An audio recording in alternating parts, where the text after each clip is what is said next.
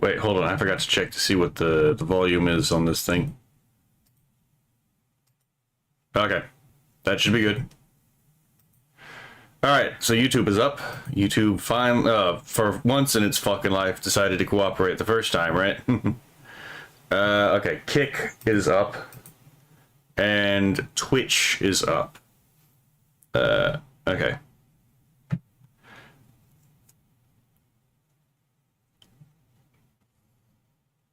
Oh, shit. I didn't notice that.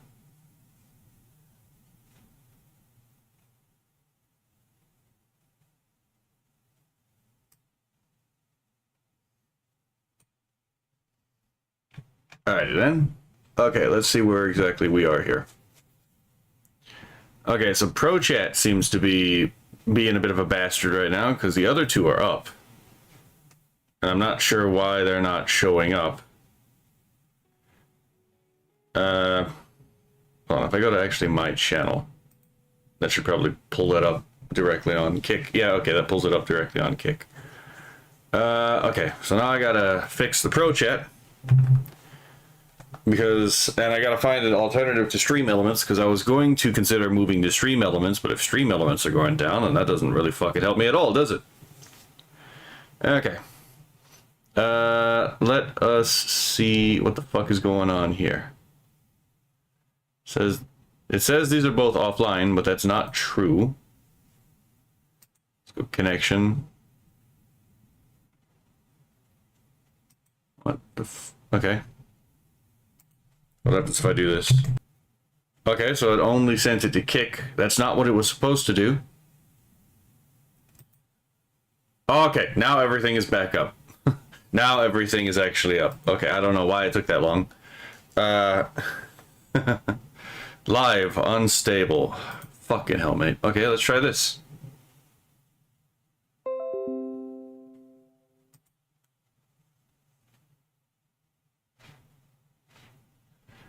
Alright, let's try this now. That sent it to okay, so all three of them. It says live. Let's refresh and see if that fixed it. Nope, that did not fix it. Okay, well, that's fucking annoying. Well, I did that for nothing, apparently. Oh, for the love of...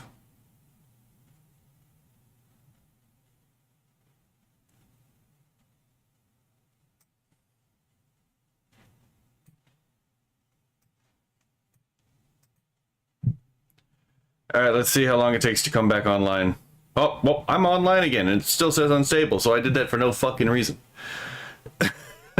God, I hate Twitch and all some of these streaming platforms. Okay, let me make sure. Okay. So I have my soda. Alright. Let me double check to make sure everything booted up properly. Because the last thing I need is for one of these things to fucking not work correctly. Connector, oh my goodness. Oh my goodness. Okay, wait, there it goes. YouTube is back up. Okay, yeah, YouTube is the one that is the biggest pain in my fucking ass, right? But, c'est la vie. Alright, so... Alright, due to a number of, circumstances, some of which are directly my fault, I did not get nearly as much streaming done this weekend as I intended to, but we are here as of right now, so we might as well make the best of it, right? So, it's gonna be a bit of a short stream today, right? I wanted to do some more non-political stuff this weekend, and... Hey, Kura had an agreement that I could get him to learn anything, so long as I can watch this without laughing. So, we are going to go through a try not to laugh challenge for this video, right? It's not not exactly the the best way to start that, right? Wait, how long has that been recording? I'm gonna have to check the recording to see if I started it at the correct time. But yeah, so apparently we're gonna watch the best nut shooter since since Sniper Elite 5.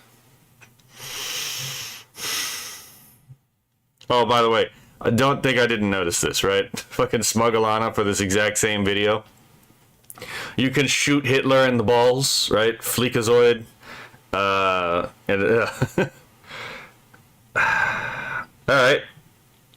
So let's watch the video. This is gonna be a nightmare of a try not to laugh challenge, eh? Let's see if I can actually do it. I'm also gonna try to provide commentary through the video, as always, right? This is kind of like what I try to do. It's how I try to justify doing reactions without, violating the grade A, under A maxim of you just lifting content, right? I gotta at least try to add something to it. Hey, Rudy. I'm about to try to do a try not to laugh challenge to get Kura to agree to learn any subject that I can think of. I haven't even thought of the subject. I'm just taking this as a challenge at this point, right? Yeah, he sent me a Fleekazoid video. I've never seen Fleekazoid, but given what popped up in the side chat as soon as I looked it up, I was like, okay, I see your game. Right? All right, so I'm gonna try not to laugh.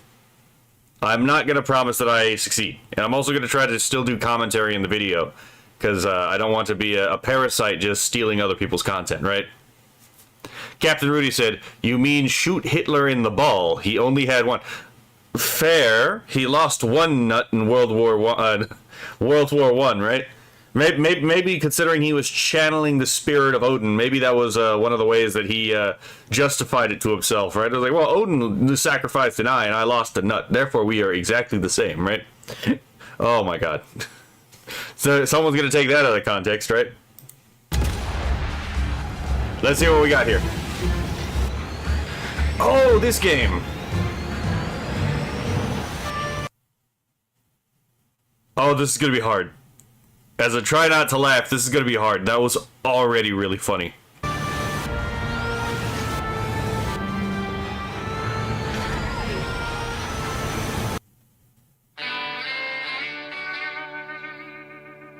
Hi, I'm Flicky Knoxville. Welcome. Hold on. Do I have this all the way up? Okay, I do have that up.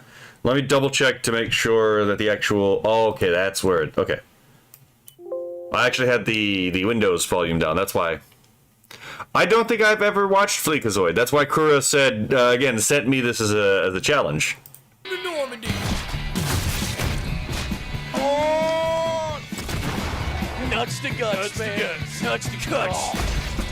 Gestapo right ball here. Shot. Oh. Hogan's Heroes bullshit's going on here. Thick goth? Are you calling the Gestapo thick goths? What? This is gonna be hard. I am already not laughing, but I'm already suppressing a laugh. My cheeks are already at like maximum like smile. This is ridiculous, right? This thing, I might lose this challenge. Hopefully not immediately though. What the fuck was I thinking? Oh yeah, I'm like this has the same spirit, but in video game form of like those two Japanese creators who wear like the horse and the fish mask.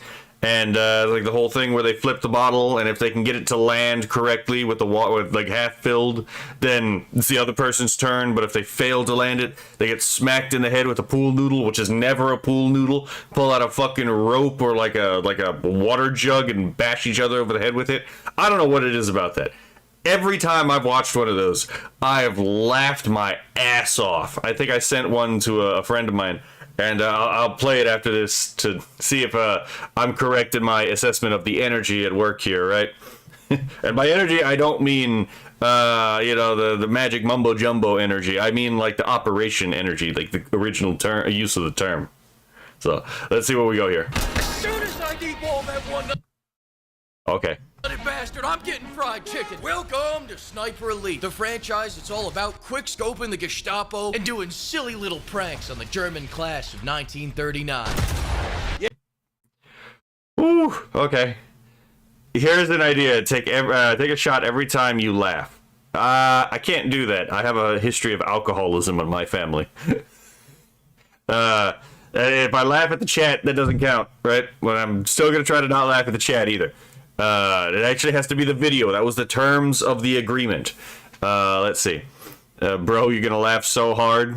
I'll give you 5 minutes and you'll be dying of laughter. I have to sit through like 26 minutes of this. This is gonna be a nightmare. Yeah, there it is. Slow that shit down. Here we go. Actually, this it's might be another perfectly headshot. lined up. This might be another headshot. Well, if it hits the curb, no, it's gonna hit the curb. It's gonna be a headshot, yeah. All right, here we go. God has a very specific conversation he wants to have to anyone who gets shot this way, right?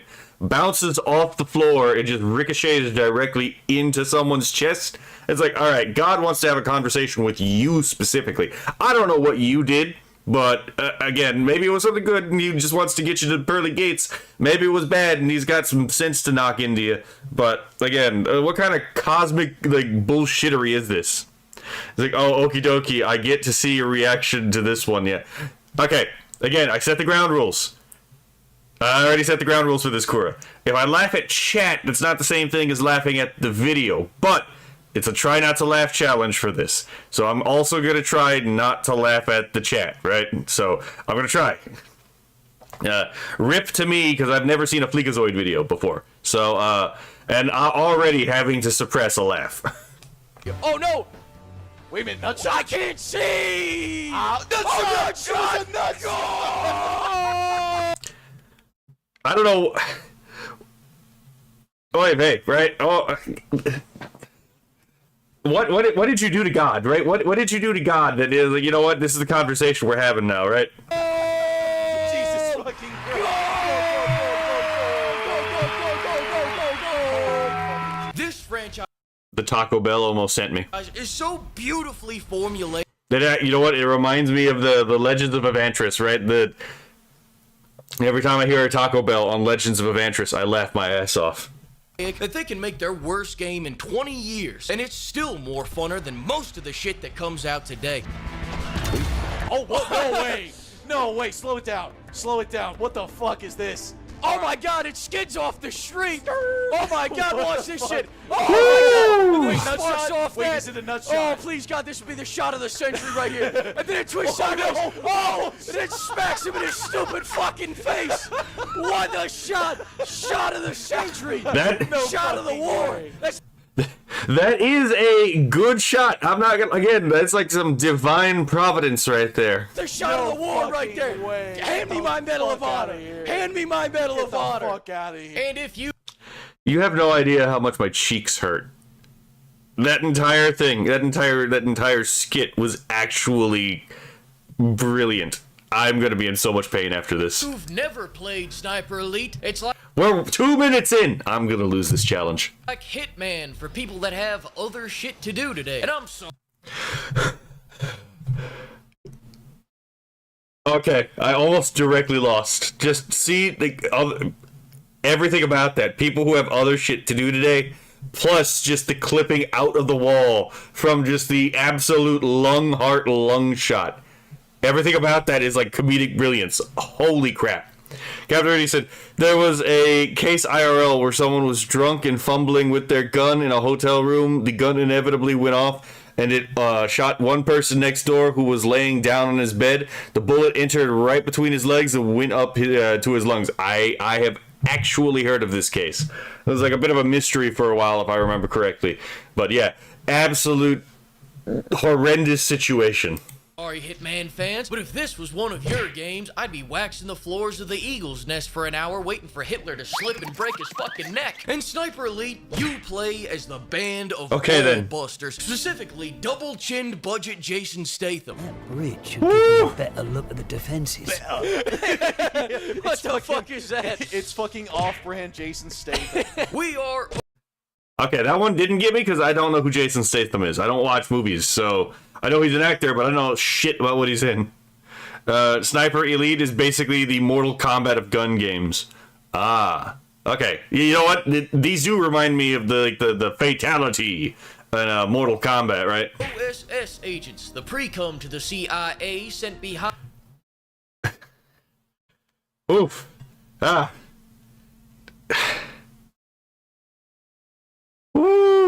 No, I just really like challenges, right? So it's the try not to laugh part of the challenge is genuinely more incentive than to get you to learn something, because I genuinely don't even have something for you to learn. I just Find enemy that again almost got me. lines to sabotage Nazi balls. I got you. Oh my god! Left nut down, left nut down. He hit the second nut. Fun story. I hit a friend of mine one time, and so I got a friend of mine in a Rochambeau, actually, but it wasn't with like my hand or anything. It was just jumping up and down, making a fool of himself, and I had just shown him my cane sword, because I have a cane sword, right? And my cane sword has a little knob at the end of the cane part, right? And he making a fool of himself, and I just noticed the angle at which my sword, which was sheathed, by the way, was against my knee, and I was like, hold on. And I just lifted I just pivoted it with my leg as the fulcrum, and it went, got him right in the left testicle. Just crumpled right there, and like, whew. Yeah, okay, I almost made myself laugh, because like the image just popped in my head. Yeah, fair enough, right? Okay, I can't laugh at my own joke. I can't laugh at my own memories. Woo. That was years ago, but yeah. It's okay. But yeah, I remember that. That was pretty funny. He himself was laughing about it. I can't make myself laugh. I'm suppressing it because the image and the sounds are back in my brain. He himself was laughing during the situation. We made up about it. It was all good after the fact, but oh my god, the things dudes do when they're just hanging out with each other, really stupid shit. Whew. Sorry, I almost got myself to laugh at my own reminiscing. Captain Rudy says Jason Statham is an action star known for movies like The Transporter, never seen it. Death Race 2008, never seen it. The Expendables, did see that one. He often stereotyped as the blue-collar family man who gets pushed too far and just goes on a mission for justice. I'll have to check some of those movies out, because I've legit only seen one of them. And if I had to describe Sniper Elite's gameplay in as few words as possible, I would say it's panicking because you set off every goddamn alarm in the base, spliced with brief moments of peace whenever you get an X-ray cam. Oh, Jesus Christ, oh fucking hell, I want to go home! I love and embrace all of me. I love and embrace all of me. I am radiant. What caliber was that round? I am not radiant. War is not fun. This is nothing like the Expendables. Now, if you called me a few days ago, I would have definitely told you have some type of handicap or deficiency, or the point is, I would have called you something very mean if you were someone that shuts off the X-ray cam. But as it turns out, the game gets way funnier when you do. Look at him. I'm having a number of rhythmic spasms of the chest. I'm just not letting the breath come out. Habsburging out. Who the hell even needs X-Ray? The entire Ally Alliance hates X-Ray. This franchise is proof that the cure to male loneliness is becoming a CIA asset, so I can go behind enemy lines and turn the entire Nazi army from Hans to Hydra. Fucking take another nut off. I can fucking take another nut off. Okay. I'm gonna shoot another Nazi ball off. Let me hit his nuts. Let me hit his nuts. But as every review of these games will attest, what's really kept this franchise alive more than its consistency is that it lets you shatter that wacky fella Adolf's singular ball. I can't exactly add commentary if like every 30 seconds I'm trying to suppress a very strong laugh. Holy crap. You know what, Kura? Fair enough. This shit is funny as hell. Or maybe you want to cross him up, break his ankles. Hell, oh! Or maybe for some damn reason you want to stop Hey H's ball from getting blown off. And in that unfortunate case, you can swap out that dingy linen for 100% premium flamingo leathered Hugo Boss. That's right, it's time to talk about Axis Invasion Mode. Axis Invasion Mode is exactly what you think it is. You swap teams, and instead of shooting Nazis in the balls, you invade other people's campaigns and shoot Timu Jason Statham in the... I love how like Timu became synonymous with just low quality knockoff copies. How the fuck did that happen? I've actually never used Timu, so this genuinely doesn't make it. Doesn't know anything about it. I genuinely don't know anything about that. What a moment to join in. Yes, I'm doing a try not to laugh challenge, and I am constantly on the verge of failing, unironically. Balls. So somebody's just going around doing their campaign. They probably forgot this fucking setting was even on. Going Okay, fair enough. around like, oi, I'm handsome Rob. Come here, Nazi, I'm gonna shoot.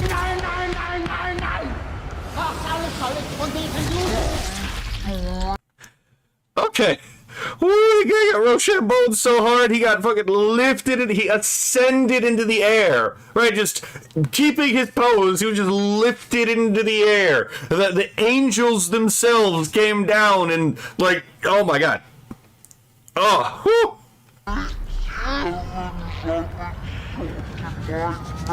And now I probably shouldn't say this, but I make one hell of a counter sniper for the Good Food Alliance.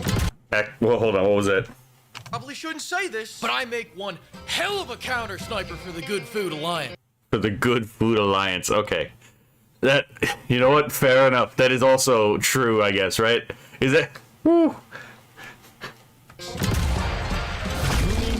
Ooh! I'm Hitler's top guy. You can't hit me with Sam Hyde. What am I gonna do? This mode shows you how stupid the AI are and how stupid you look when you're in single player. I swear to God, if just one of these Hogan's Heroes ass AI was actually doing their Hogan's job, Heroes. we would have been in some real trouble, gentlemen. Das habe ich in dem gelernt. You know what I said. It's so easy to sneak up on people and shoot them. It's sometimes I'll just hit him with a little incapacitation shot and then go, I pardon you. Sight! And there's no better time to check this mode out than right now because I'll let you in on a little secret. They're adding a Kanye skin soon. I hate Hold on, I have to ask. Hold on, Captain Rudy says, stuff from Temu makes stuff from Walmart look like they're made by Gucci. Oh, okay. So they're really low quality. Good Food Alliance, I see no lie here, right? Oh my god. But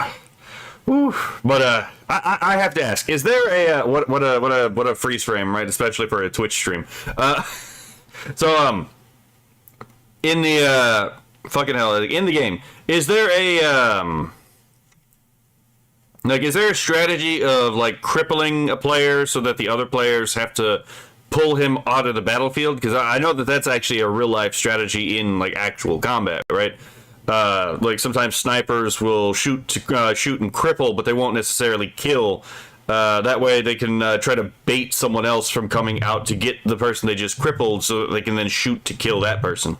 It's a terrible tactic, and I'm pretty sure it's technically a war crime. But last I checked, the laws of war are more of a convention. Right, war crimes. All I gotta say is my view on, like, if you ever had like a small state versus a large state, the reason why the small state commits war crimes is because, I mean, sometimes they work. to say it, but uns, those capitalist pigs were kind of fucking stupid. I aspire to be a giver of love, What kindness, good vibes, and shit. So that's What is this? What is this? What is this voice overview? It's over the bullet. that feels like. All right, well, back to being the good guys. I do have a serious question I'd like to bring up, though. Why in the Sam hell do they keep making close quarters maps? It's called Sniper Elite, not Well Rod Elite, not Shotgun Elite, not British Elite, not Ooh. Fleek panic fires as Thompson and gets a nut shot Elite, not Fleek gets tired of close quarters combat so he starts dunking mines on the Nazis Elite. Allah! Whoa, sorry, wrong war. Shit, my bad. Listen, that's not to say mines aren't fun. I don't know if that came through. I don't know if that came through the microphone, but that one had me slap my desk. Oh my god, that one actually almost. That one came the closest to getting me. Oh my god. You can't hit me with the incomplete Allahu Akbar. Oh my god. Kura says no real multiplayer ID. I don't know what IDTS means. Oh, I don't think so. War crimes? You mean war suggestion, right? Oh my god. The Geneva Convention is more of a suggestion. Let's be fair. Only like 2 countries actually followed the Geneva Convention in any way, shape, or form, right? And one of which could just straight up decide that like the prosecution just doesn't exist because they're a UN Security Council member. So, all I gotta say, right? Let's see. Cap 30 says, in Gears of War, you can incapacitate an enemy and then use them as a meat shield. Well, that's another war crime, but, I mean, it works on a geopolitical level. We can see that done in various Middle Eastern conflicts where they do exactly this for, propaganda purposes. Like scattering them around and forgetting I put them there, then getting an x-ray cam 10 minutes later just as much as the next Bosnian. I call this right here my Nazi welcome mat. I may like mine x-ray cams more than sniper x-ray cams if I'm being honest, because mine x-rays are a jump scare. You know when a sniper x-ray cam... I've talked to people who've gone to Bosnia. Oh my goodness. That one almost got me too. ...is coming, but when you get a mine kill... It's like someone jumping out of the bushes and jamming you with a shot of morphine. Jesus Christ, I'm taking fire! Confident in myself and my worth. I am confident in myself and my worth. Oh!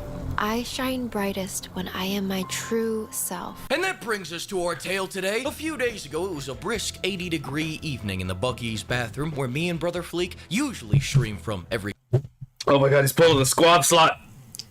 Oh. Saturday. And as usual, the autism was flowing like the hills of Appalachia. Oh, you're just getting right into it. You're getting out. There we go, there we go. Oh, wait, what's this look like? Hang on. All right, that was here we pretty go. low. Oh my god! And then just like we drew it up, just like we drew it up, folks. Fucking this thing. What was that? Hold on, I saw that. What is the visual underlay here? Fucking this thing. What the hell is that? Is that some kind of Five Nights at Freddy's thing just like superimposed into the background at the top right-hand corner? We were 3 hours into the stream, having a good time, handing out free vasectomies, and it ended on a high note. We were gonna shoot the funny mustache man in his one ball, end the stream, and rush to order Cane's just before they closed. There are few hospitals. Actually, Cane's isn't that bad. Back when I used to work with clients, I'm not going to get into any detail about that, but back when I actually used to work for clients for a social worker position, one of the things we would order out to get them food on like Fridays was like Cane's or like some other, fucking, fast food restaurant sometimes. Runs on YouTube that are less than 2 minutes. How hard could this be? How hard could this be? Oh my god, you can't do this to me. It will take place at a movie studio. Why is our fur mama at a movie studio? Good question. He's here because he's about to enact the final part of his grand plan. He's gonna take over the movie industry with a new franchise he's starting called The Fast and the Few.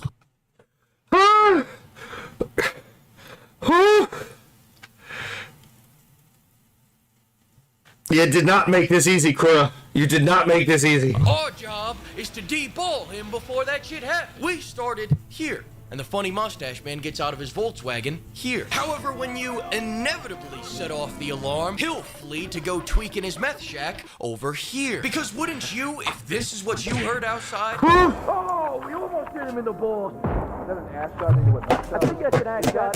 That might be an ass to a nut shot. That might be a punch to nut shot, though. Butt shot? Alright, butt shot, ricochet. Hey, off, well, it's still flying. Look, it's tumbling. It's tumbling. It's going for the nut.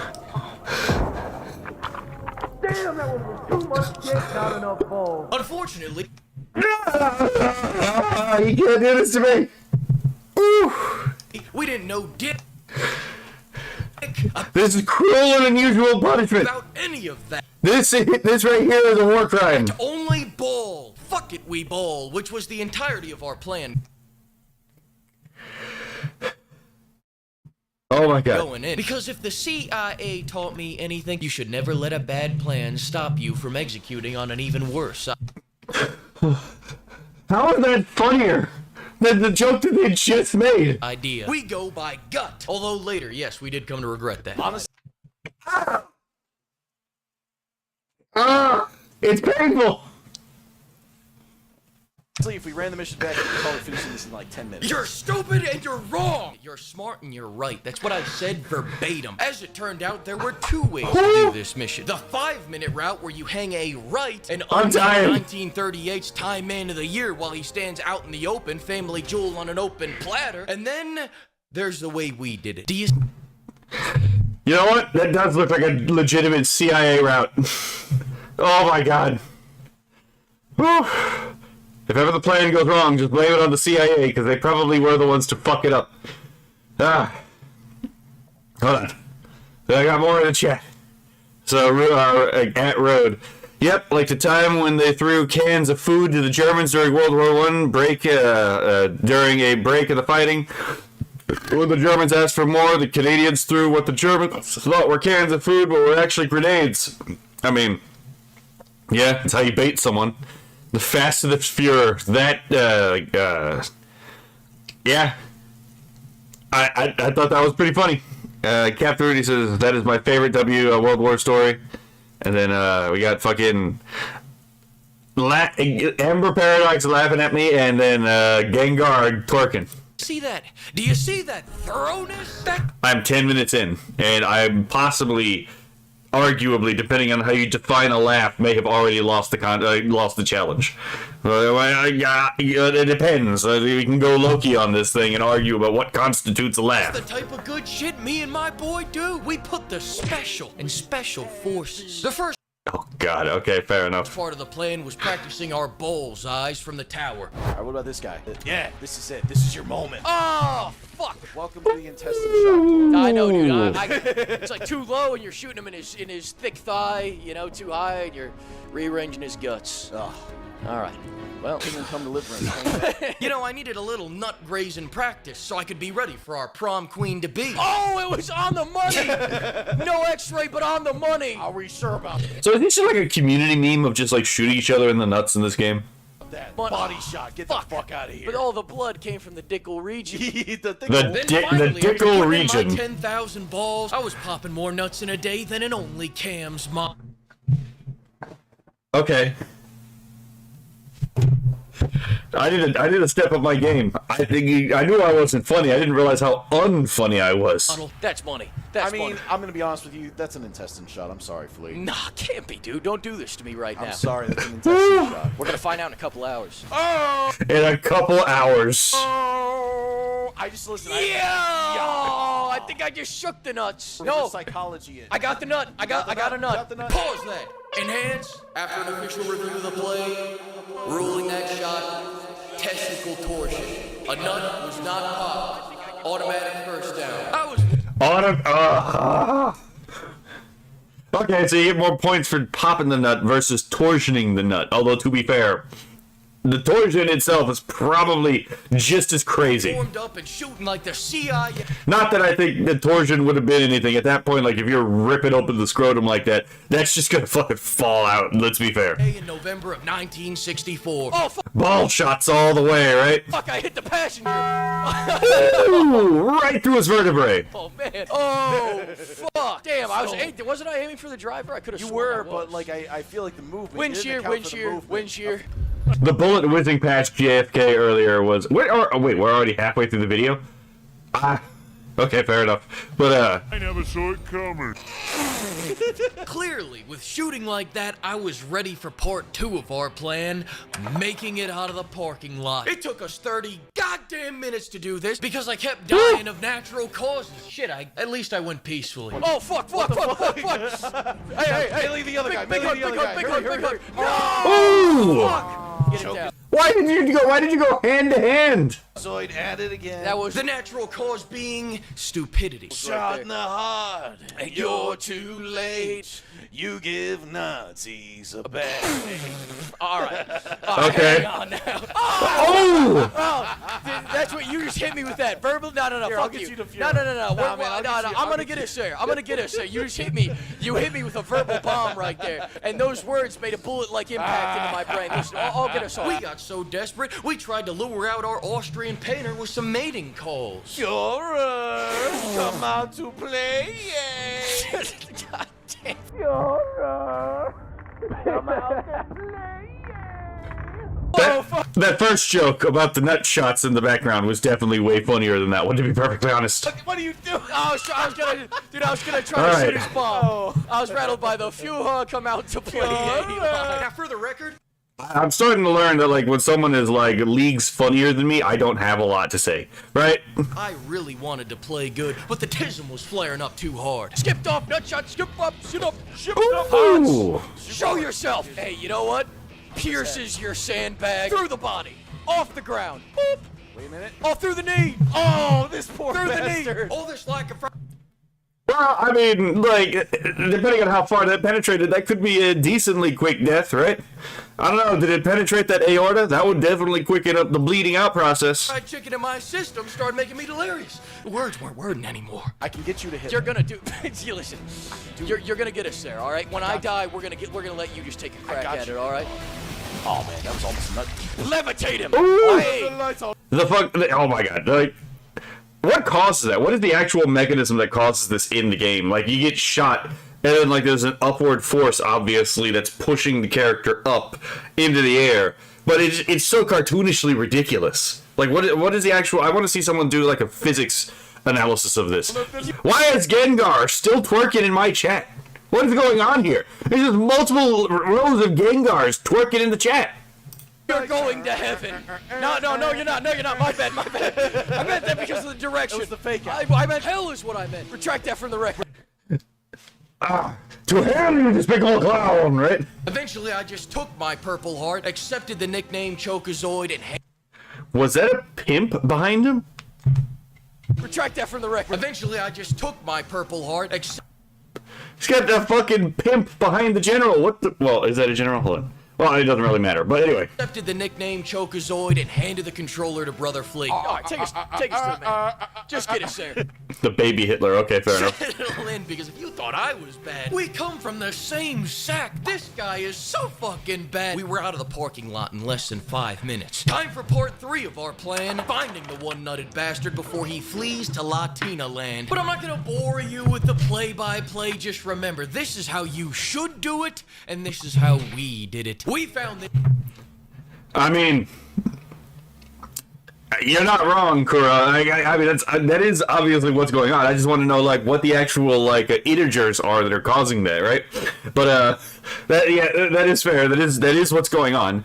But I want to know how exactly this route came to be. Bastard by process of elimination. It was like if DoorDash drivers didn't get your location and they had to stop by every house in the neighborhood until they found yours, while also getting stopped by tweakers every 5 minutes and having to punch them into the back rooms of the...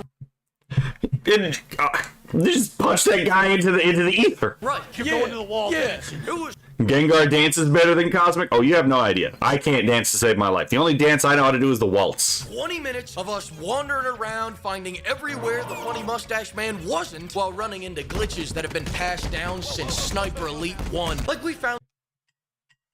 Okay. You know what?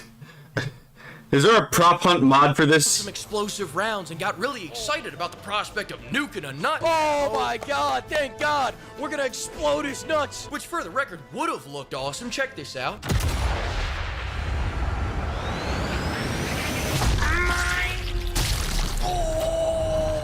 But the rounds were Absolutely obliterated. He didn't just pop the nut. He atomized it. Oh my god. glitched and we couldn't use them. Then we found out you can't melee kill all enemies because some of them are trained in, well, you know, probably not jujitsu for obvious reasons, but at least Kraut.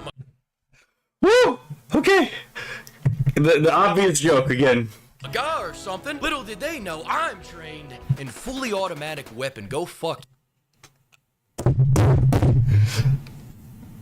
Ah! Okay. Yeah. Yourself. Also, you gotta see this. I don't know how to set this shit up, but you gotta see this. This is amazing. Oh, okay. So there's like, Did he lock onto them from behind the object? Oh my god.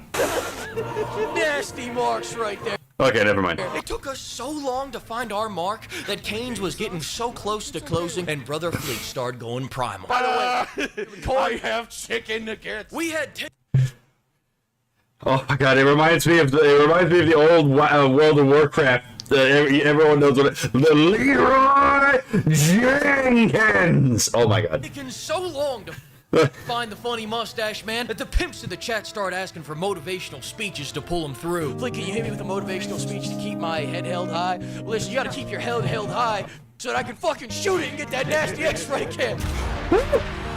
Fair. But little did Forkner know his call for a motivational speech would summon the funny mustache man himself. Quickly, Brother Flick confirmed it just to be sure. Hey, it's him. All right, that's him. Oh no! Oh! That's where it's going awry! Well, I guess we ended up with Man at the High Castle, right? Where is it? Oh shit! Ooh! Oh my god! Yeah! But that's not canon. That wasn't canon. We were That was what we were looking for. So that's not canon. Okay, fair enough. back in the ball-busting business, pimps, and business was not going well. Here's the thing. The reason why that last kill wasn't canon is because just shooting the motherfucker in the loins wasn't enough to get that golden fried glory. We said specifically to get our reward, the shot had to be an X-ray on the exticle by a sniper, but this little bitch was tucked away in his little meth mini home. How the hell do you go about shooting a guy in his only nut if he's cowering behind a mountain of meth? Well, there's presumably a window in the building, right? So if you're gonna do that, you should probably be on the other side of the building. In his little crack shack. Well, I'll show you how you don't do it. We're gonna flush him out. Okay, fair enough. So well, We're gonna flush him out. take the control. This is tacticalness right here. We just throw some bottles around in here. Throw some bottles, flush him out. He gets scared. The Germans get scared when you break alcohol and there's still some left in it, all right? Oh wait, that's a non-lethal thing. You could throw that at him. Come on, Nazi, Nazi, Nazi, Nazi. Come on. All right. Wouldn't it also work if you threw a flare in there? Right? I don't know. What's this guy's URL? I'll put it in the chat, okay? Here we go, here we go, here we go. Oh. Big move, big move, big move. What the? Oh, there we go. Perfect, perfect. Oh, what? Son of a bitch. What is it? You threw a grenade in the room. What did you think was gonna happen? And it was non-lethal. You're so fucking fragile. It's the one nut. He just doesn't have it in it. After failing an impressive amount of times, we finally found that righteous angle located right here on a hill overlooking AH's opium den. The only catch? It was a blind fire shot through a wall. Basically, we had a 50-50 shot. We either hit him in his nut, or we didn't. I mean, from a mathematical perspective, I guess it's technically true. I mean, if there's only two options, oh my god, that's not like the real probabilities, but yeah, I guess, right, if the only options are fail and succeed, then yeah, you can either fail or succeed. Those are the only two options. Oh my god. But that's not exactly a 50-50 though, there are other contextual factors. Closing soon. Fried chicken was on the line. It was We need arcanes! time for part 5 of our plan. We're doing something I'm great at. Let's go gambling. Oh god. Shit, here we go. It's become a gotcha game, but World War II. Hold on. Actually, hold on. Who here would play a World War II gotcha game? Slow it down. No! Oh, it was his knee. All I needed is 5 minutes of planning. Here we go. No, wait, hang on. Wait. That'll be the Nuddle region, I think. That'll be the Nuddle region. I can feel the left nut right Hit it. Oh, you fucking. God damn it. I won't have my fried chicken until we shoot that fucking ball and we get a kill cam. We're going. We're getting after it. I know that ball's right here. Right. I know that bulge. What list of sentences about Adolf Hitler I don't think I'd ever have expected hearing. Hit it. Dude, I gotta rebolt the fucking thing. Why don't you have a semi-auto rifle? Why didn't you give them another $20? I really am struggling. Oh, nut. Oh, wait, did we get it? No, it was too high. Can we get a copy? There it is. Oh! The one nut is real. Can we get higher? So high. Oh, can we get my higher? Oh my god. That was too high. That was too high. So high. He's one nut. We gotta make sure that this guy is singing, is it soprano, the one that's like really, really high? By the way. Come on, baby. I can feel it. Low to the ground. Feel it in your arms tonight. It's right there. God! Oh, missed! Slim shot. Here, let me try. No, fuck you, man. This is my glory. I'm gonna get that shot. You can't just switch! You can't just switch! Like that! You can't just go! God damn! Woo! Ah! I'll let you be the decider on whether or not you think I passed or failed this career. I'll send you the video. I aim with my eyes. Oh, he's such a chubby bitch. Okay. That also almost got me for a very different reason. Thank you for sending me this in. This is fucking wild. God, that's the nut shot. Wait a minute. That's the one. Isn't it? Feel it. Did we get it? Oh, come on. Nice knee shot, idiot. It's hanging low. Too low. No, it missed the fucking nut by an inch. 727. This is the final one. I can feel it. It's just do it. It's right there. Do it for them. That's gotta be the nut shot right there. That's gotta be Hitler's nut. Let me get my fried chicken. Fuck, Wait it's a minute. too high No. Wait a minute. Give it a chance to penetrate. Ricochet. Simmer. No, it got knocked off course. Fuck. Well, we gotta go me one again. try. Come No. on, man, let me try. Fuck you. Don't take my glory right now. I will This take your is glory. my Hitler Your kill glory right here. means nothing to me. My glory means Die, nothing. funny mustache man. Die now. That's the nut. That's the nut. No, it's the leg. That's the nut. The leg is not stored. It's high.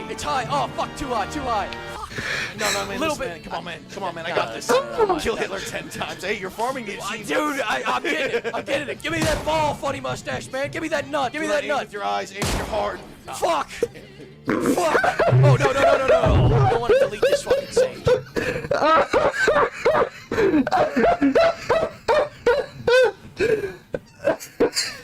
I held that for as long as I could. Oh my god.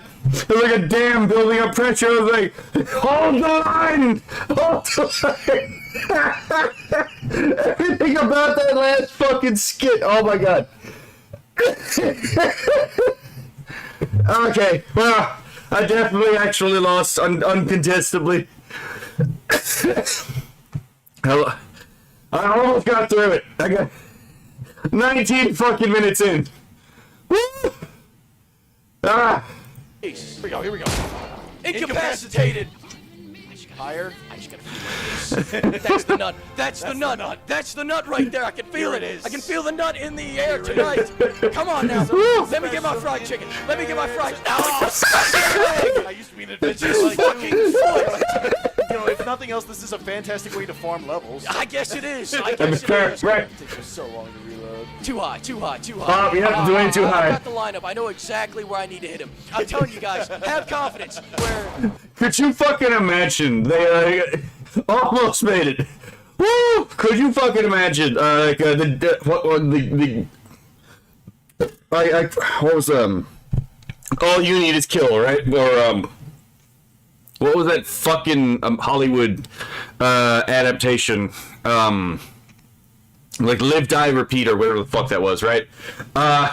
But could you fucking imagine that? It's like it's Groundhog Day, but you're a sniper and you have to complete an impossible shot, right? Yeah, now I can just laugh, right? But your impossible task is you're a sniper in World War II and you have to shoot Hitler in the nuts, right?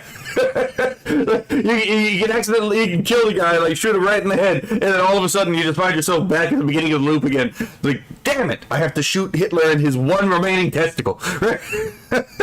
I've got him down. I've got him. This is basically what they're stuck in. His number right now. This man to the left a little bit. Get it. You nervous?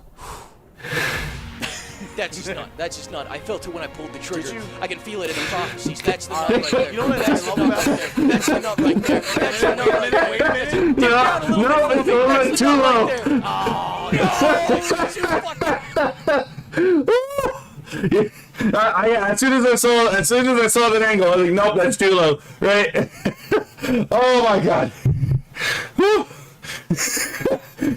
Dedicated to a married man to his newlywed wife, right? Oh my god. Woo. Whoa, son of a bitch. I love this gamble core of like we're shooting through the wall. It's gotten so much. Dude, I just... I get it's like real talk. Who here would actually play? Who do you think? Do you all think a World War II gotcha game would actually sell? Right? It's a gotcha game, and like whatever the hell you want it to be, right? Maybe shooting Hitler in the testicles, right? How close you get, but What the... Oh, fuck! I just shot him in his fucking head. Wait a minute. What if this is the nut Dude, shot? you know how awesome this would be if this was immediately the nut shot? All this of my is the- nuts. No, it's Nope. high. Or is it? No, it's Nah, that's a gunshot. test. ooh. Bitch. All right, listen. You can mix in for a try. Have a shot, brother. Flick, pop off, King. Money shot.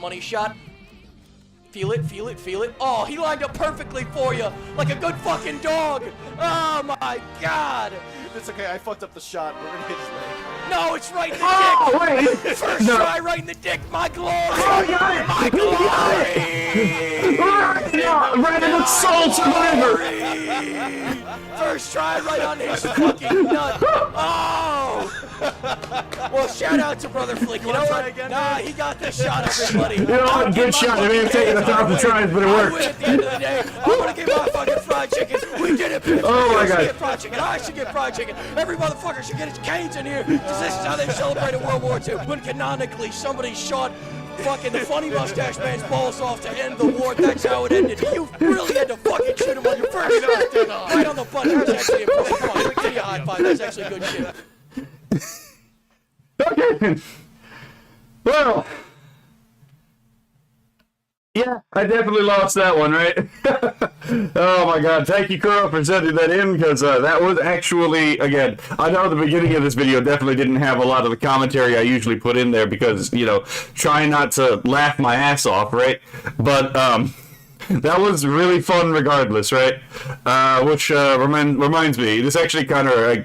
he did get it, right? It took him a little while, but he did get it. So I guess I'll attach this to the to this particular video before I stop the recording for this video. But I sent someone a video of this kind of reminded me of, or at least at the beginning. It definitely wasn't that at the end. Hold on. Yeah, but do I still have this, or did I lose it because I actually forgot to send it to anyone? Give me one moment. Oh, yep, here it is. This is what I thought we were getting into at first, and I'm kind of glad it wasn't it, because while this is really funny, I'm glad that this was substantially different.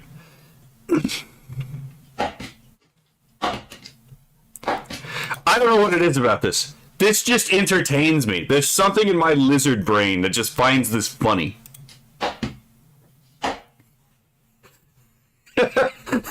So yeah, the basic rule is this water bottle is like 1/6 full, and the whole thing is like you got to flip it, and if it lands correctly, then it turns to the other person's turn. But if it doesn't land correctly, then they hit each other in the head with the little stick here. And if you hit when it lands correctly, you get hit like twice or 3 times. But yeah, they're gonna start pulling some stunts here.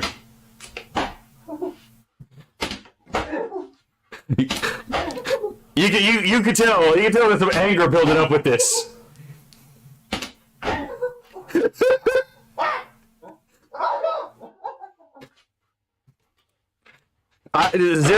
Zero knowledge of what's going on, but 100% understanding, in my opinion.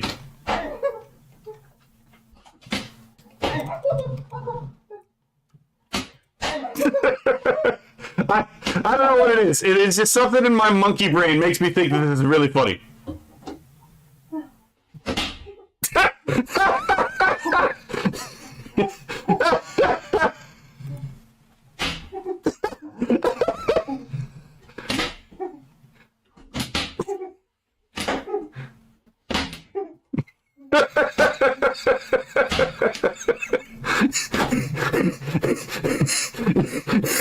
You can tell Red is a little tilted. Oh, wait, what is that from? Because I've seen the lizard meme before. I just don't know what it's actually from.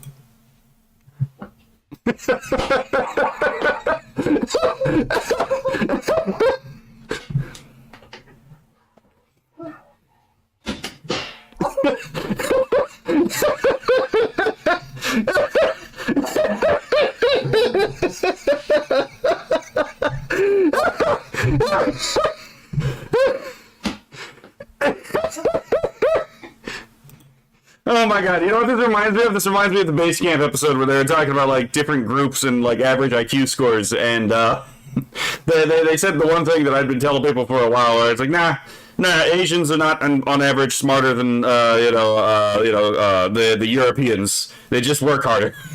That's where the result of their success lies. But oh my god, this kind of like, again, if you've ever talked to them, to certain people about superstitions, or seen this kind of thing happen, it's like, I can see how this might affect IQ scores.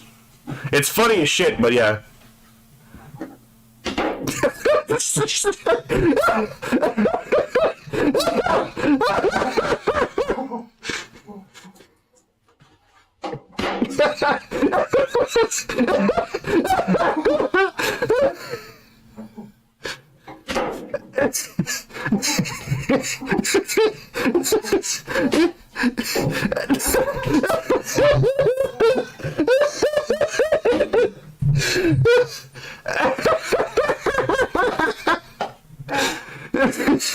It's time to get it back.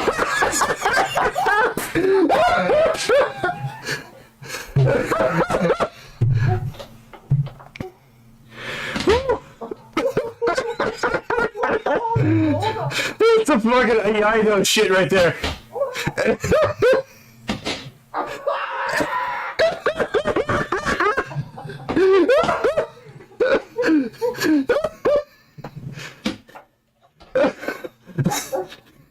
That fucking reaction time to pull back, holy shit.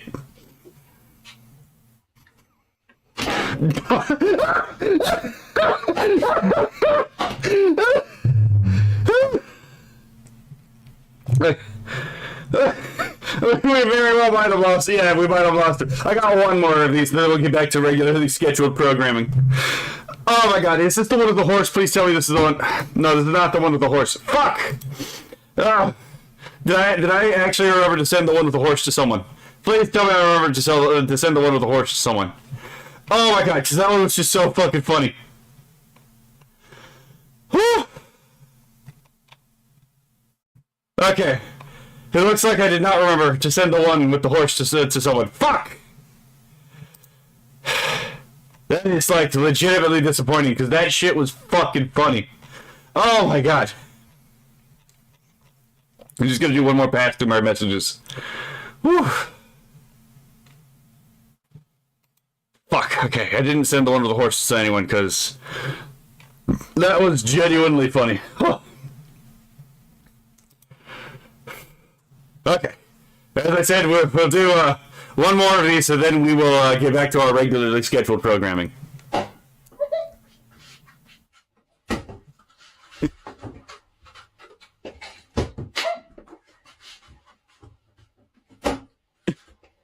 Well, to be fair, this is easier to land. As if you couldn't fucking tell by the sound, right?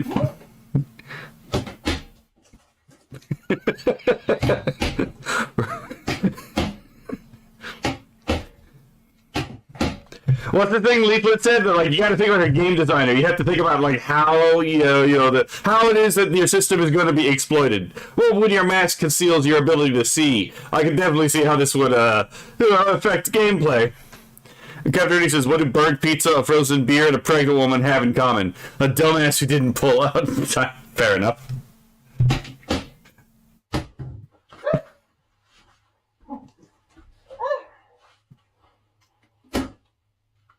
There is no red-green alliance here, that's all I gotta say.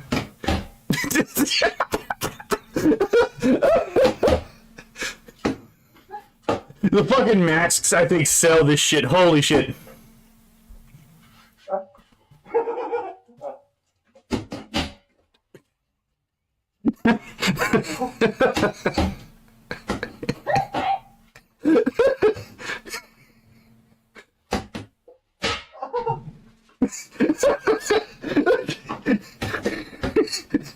The fucking look of indignance as they know each other are breaking the rules, but they're not exactly following the rules themselves, right? Hypocrite that thou art, right? Hold on, another Captain Rudy joke. Why do orphans suck at playing baseball? They can't find home. Oh my god, fair.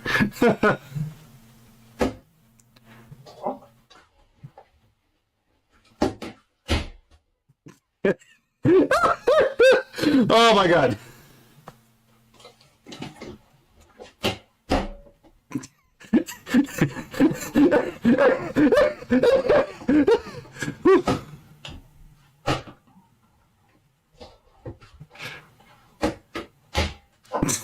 Look at some EINO shit right there. At least he took his lumps, as he should have.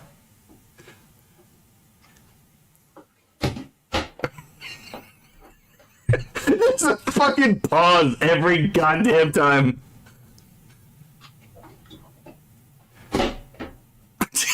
You got a little bit too preemptive there.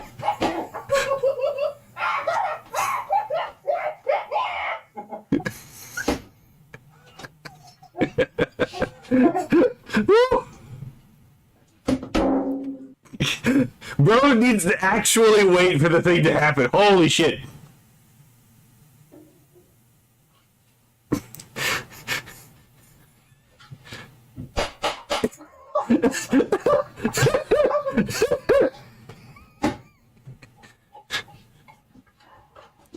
You can tell there's a simmering hatred.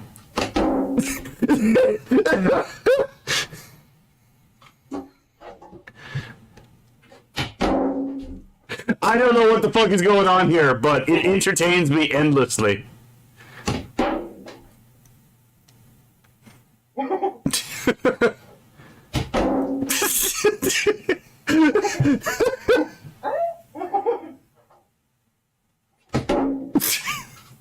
Okay, so I'm not gonna torture y'all anymore with that, but I find that shit endlessly like humorous. Just I don't know, there's something in like the primal aspect of my brain that just like slapstick funny, right?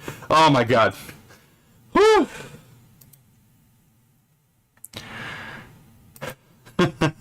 So Captain Rudy said, fucking Captain, what did I walk into? Just a couple funny videos. Captain Rudy said, I heard the next edition of D&D is going to have a new druid spell called Stun Seed. Successful roll for the spell will stun your, enemy for 1d4 turns, and you cast a spell by saying the name of the spell backwards. I'm not that dumb. I gathered that. that one was more clever than the ones I usually get. But, yeah, Rudy says, two guys whacking each other with pool noodles, yeah. The blong sound was exactly right. It's like, you know that both of these people know that they're not following the rules with the pool stick, right? Like, you know that for a fact. They both know what they're getting into. And it's like, the priceless look of, you can see the indignant look behind their mask. And when they get hit with something, it's like, you know that they know. Because they hear the gong, the dong, the thwomp, right? So you know. But oh my god. Woo, the sound of the large bottle is nice. Yeah, I would agree. Oh my god. Well, that was pretty fun. Alright, so I promised to do some AI music reviews today. So let's get on to this one. Because Kura was kind enough to actually put subtitles manually in his song, right? So this is, I forgot to start doing the episode recording. Fuck! Anyway, so, yeah, I promised to do some, some art, commentary today, and, not today, but, like, this weekend, I just haven't been able to get around to it. So, you actually got someone to say it on the stream with that. Fair enough. As soon as I said it, I looked at the words and I saw what they were backwards. I was like, okay, yeah, nah, nice try. Clever, but not gonna work, right? So, since Kura was kind enough to actually put his lyrics in the captions, we are going to listen to Non-Kura Nai Sai, or Whatever Will Be, Will Be. Before we go, let's see if there's anything I need to know. Okay, so the lyrics are down here too, just in case we need them. It says, not my usual tribute or meme song. This one's more sad and emotional, but hopefully uplifting. Fair enough. Well, this also did kind of just, like, spoil, I'm pretty sure these people are going to show up in the video. So, rip. But, like, off the bat, obviously we see Kura. He's got some banger headphones on there, right? Oh my god. And we see a lot of Warhammer paraphernalia, right? A lot of what I'm going to guess are Space Marines of some kind. I actually don't know that much about Warhammer lore. So, like, the individual factions I'm not particularly caught up on. But yeah, so it's like him sitting at the at his own desk. God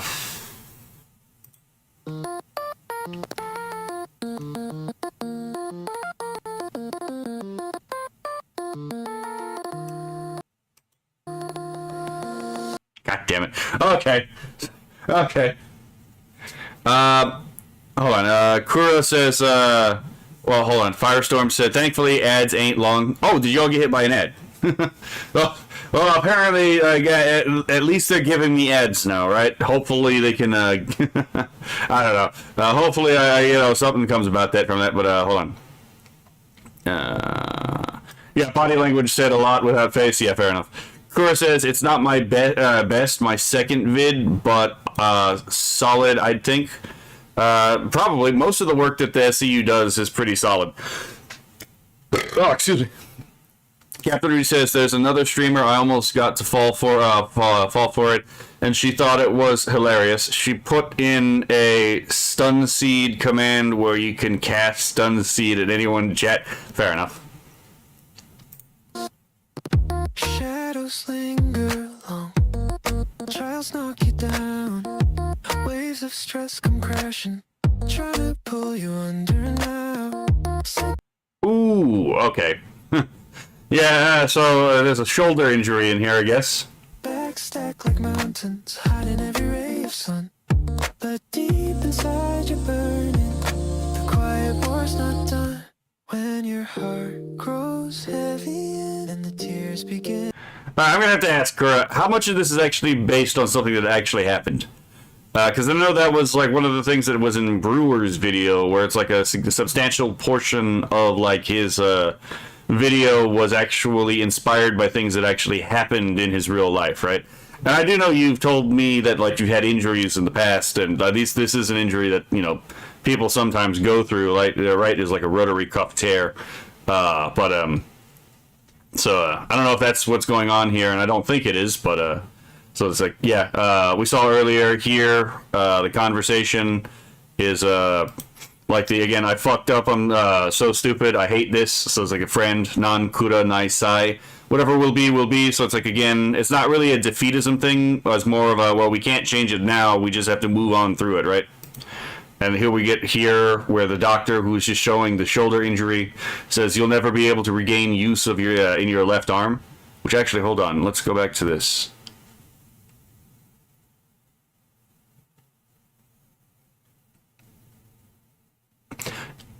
Is this an actual photo?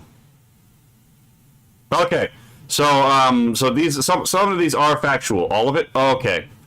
I'm gonna take it that the right here, the X-ray is a real X-ray. Interesting.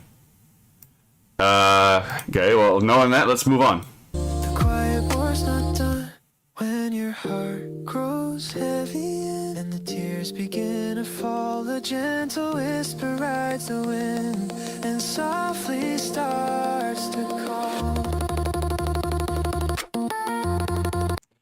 Well, I guess the doctor was wrong about that, right? You did get to regain use of your arm. Hold on, I have to ask a question about the effect, right? Because if we go over here, there's this little bit of a like instability in the visual image. When your heart grows heavy and the tears begin to... Like, is that actually, did you do this on purpose? Because I know sometimes the visual instability actually is on purpose. And there's a couple of reasons why I have to ask, because it's like, you know, when you receive substantially bad news, you know, I've had to receive substantially bad news, not about my own health myself, but about the health and, you know, well-being of other people in life. You know, sometimes it can feel as if it's not real, and then, you know, things kind of bleed in together in the result of it, right? So I was wondering if like that fuzziness in this is like on purpose, or if this was just like the Grok Gorkin thing. Yeah, like right there where it's like the motion blur. Because it doesn't exist here. But it did exist there. It didn't exist anywhere else but there. Which is why I have to ask if that was like an intentional thing. Because you can also see it if you look at the background details. with the medical equipment and the doctor, you see exactly that too. All the gentle whisper rides the wind and softly starts to. Yeah, because again, like that's not here. So, let's see. Proved it wrong. Lol, I'm stubborn. Yes, on purpose. Okay, no, I thought so. It was like one of those things where like, hold on, something's wonky here, right? This seems like a decision, not like a Grok Gorkin. Captain Rudy says, just so you know, there's like 60-second delay from when chat gets entered to when it pops up for you. I actually think it's the other way around. I do think it's actually the other way around. I get it, and then like there's a delay on your end because I think that's how I have it set up. I don't know how to undo the delay. I will figure it out eventually, but for right now, we do have a delay in the chat.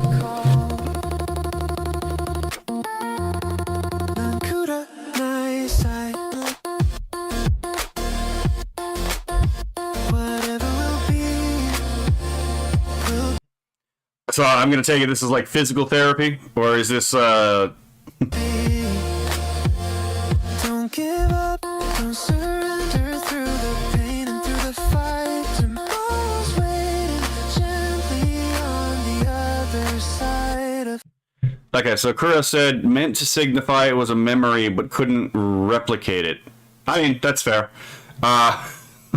I mean, it did come off as, like, again, visually distinct from everything else, so it does fulfill that function of, like, demarcating it as ontologically different than, like, the present moment. Night.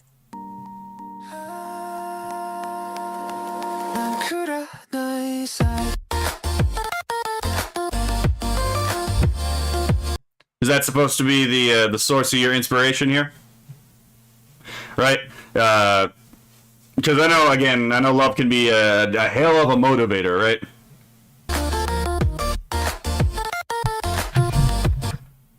Let's see, Mary Nankura Nasai.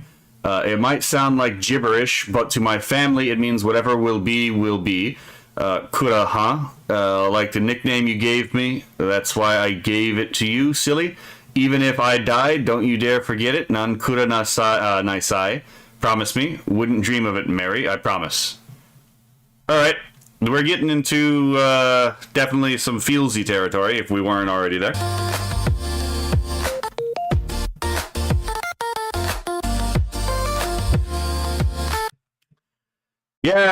Yeah, so that was foreshadowed pretty heavily. Gone but not forgotten, 1991 to 2011. Damn, she's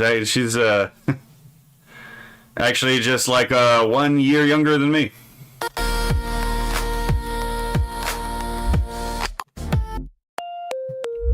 Trials carve your spirit, stress reveals the strength you hide. Every stumble teaches, turns the darkness into light. Glitches in the system, but your soul will still realign. Keep walking through the static, you're writing every line. So, yeah. This is also not. I'm gonna do a lyric analysis in the second pass, like I usually do. But yeah, this is. Yeah, I had an older family member. I was younger when it happened, right? But I had an older family member who was suffering from, I think it was Alzheimer's, not dementia. But yeah, dementia is a difficult bastard to deal with, right? It's we all know it's wildly crippling, but yeah. Outside of the fact that like it's also it's genetic, it has a genetic basis, right? Dementia and Alzheimer's, but it fucks with your capacity to really orient yourself in time, which means that you can't really place yourself in the here or the now. You're always bouncing around between different parts of your life with no real way to form a sense of like coherent, stable self, right? So it's not exactly. There's a lot to. It's fucked up, right? We do seem to be making breakthroughs in understanding how dementia and Alzheimer's work. There seems to be a zinc deficiency involved in some of its stuff. So hopefully speaking, in the future, we will eventually have a way to actually, deal with dementia and Alzheimer's other than just, mask the symptoms. But yeah, by the time dementia or Alzheimer's actually start showing physical symptoms, the brain has already usually deteriorated to a point where there's already significant damage to the brain, right? This is actually one of the things that makes dementia really nightmarish, is by the time that it happens, it has likely already been happening for quite a while. Oh, damn. Fair enough. I said, Papa, who are you again? It's me, Pops, your grandson, Kura. Papa, who are you? I don't think we've met before, have we? Yeah.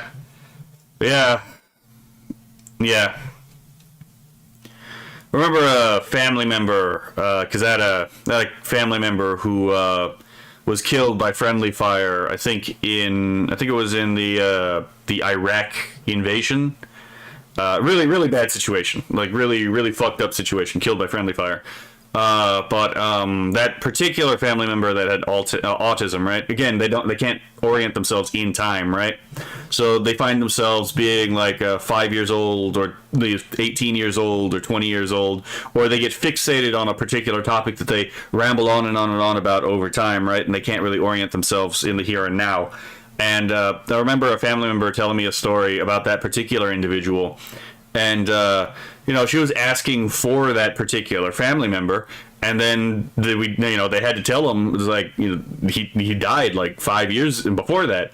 And, they had to relive, losing that, family member. By the way, I think it was like one of their grandkids. I don't remember the exact relation. I have a large extended family. So it's hard to keep track of everyone, being Hispanic and all, right? we tend to sometimes have large families. So she had to go through learning that, one of her descendants had died, all over again. So again, it's a fucked up, condition. It's bad. It's terrible. Let's see. Hold on. There seems to be some movement in the chat. Let's see. Captain Rudy, consoling, giving his condolences to Kura. Captain Rudy asks, what happened. Jastus 40. Yeah, I'm not going to ask what per se happened, because I'm very careful about not asking for, like, potentially doxing information. And it gets a little bit close to that in the thing. But, Jastus 40. Oh, shoot. Did I jump into something sad? Yeah, you jumped into a bit of a sad time, right? Kura said she was hit by a train on a set of tracks that was decommissioned. What the fuck? Why was there a train on decommissioned tracks? Oh my god. Okay. What? Justice 40. My wife's grandfather had dementia the last year of his life. It was a pretty hard time. Yeah, because you can't really take care of yourself, right? You need to be constantly taken care of. And the thing is like, you can't really understand what other people are doing for you either, right? So you can't really reason the situation you're in when you have dementia, because again, the very organ of your reasoning is the thing that's currently degrading. Let's see. Jesuo says he kept thinking I was one of his kids. Yeah, it's especially if you look like one of his kids. That's I can see that happening.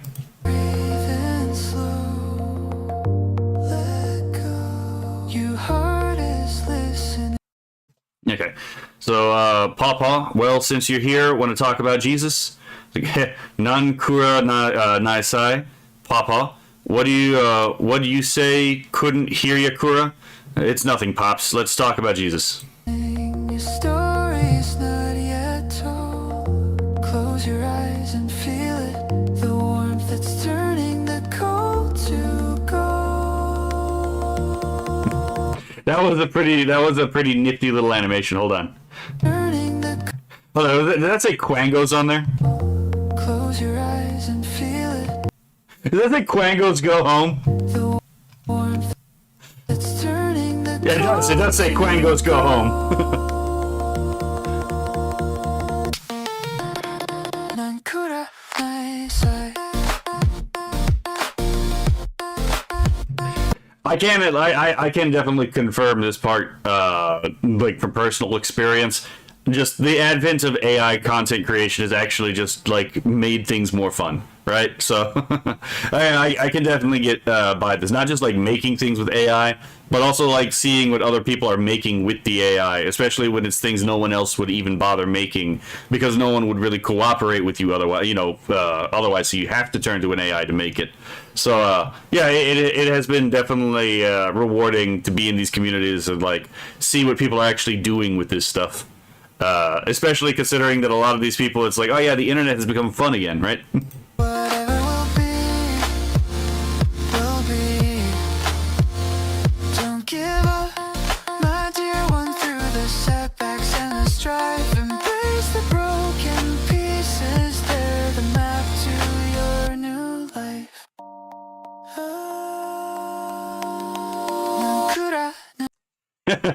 Yeah, Keen, fucking Mango, and Naileth. Never gonna beat the eating allegations, right? Never gonna be. Legend has it, anytime you're talking to Nylath, they are in that moment eating, right?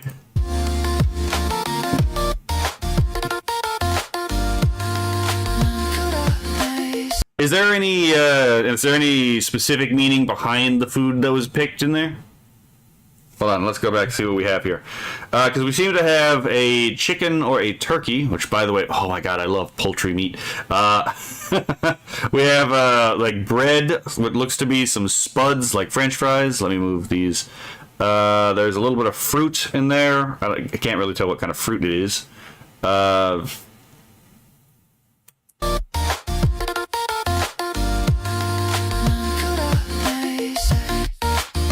Life has many doors, fed boy, right?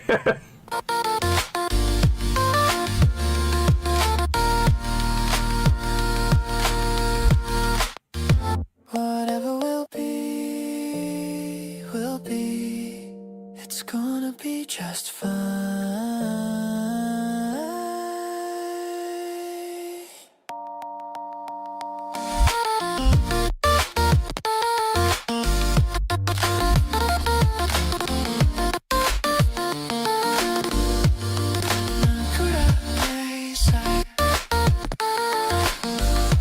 So I gotta ask, so does the hallway represent, like, because everyone is in a different room in the hallway, right? Does the hallway represent, like, the ability to, like, meet people that are disconnected from you in a physical sense, right? Because I have a sneaking suspicion, no, I just wanted to keep egging them on to eat more. Right, fair enough, right?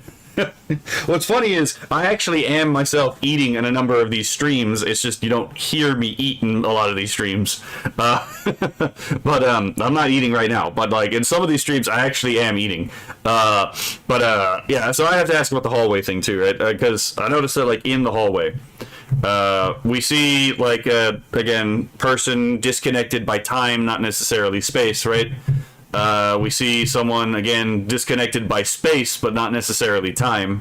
And if this hallway is connected to the hospital, possibly. Okay, well, we don't get an answer to that, at least in the video itself. So I have to ask if like the hallway is like a network kind of deal. Life has many doors, fed boy, right? Oh my God, Rolf has so many good quotes, but. Yes, I'm wondering if it's like a spatial disconnection, like the interconnected through separation and separated at the same time kind of deal. I don't know who specifically this is, but again, expressing unexpressed emotions, I'm going to take it. Or at least that's what I expect.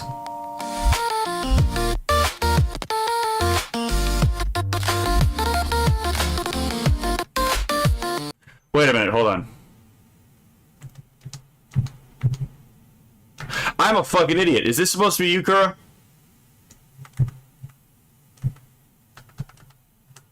Okay, if that's supposed to be you, I'm an idiot.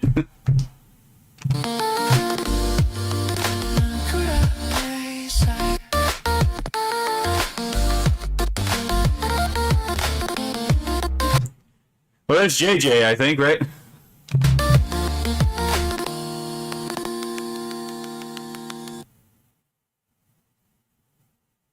If there was one person I didn't expect to see in this video, it was definitely JJ. That one caught me off guard. Ending got scuffed, but yeah, meaning was memory, castle, aspects, manifestations of a past. Yeah, I mean, that makes sense. Okay, so that was the visual, that was my visual analysis. It's not really, like, it's definitely to the point, right? There's not a lot of extraneous detail that's unnecessary in here. Like, everything serves its function in exactly the way that it's supposed to serve the function, right? So, which it has its advantage, right? It's, again, direct and straight to the point. Yeah, okay, it is you. Okay, fair enough. I was like, hold on. Okay. That's entirely fair.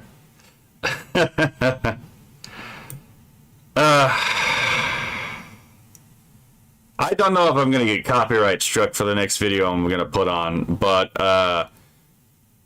this has me this makes me want to put on a video after this that might be a little bit heavy for some people. So let's go on to the lyric analysis, right? Because I always do that. I always do the visual analysis first, and then the lyric analysis.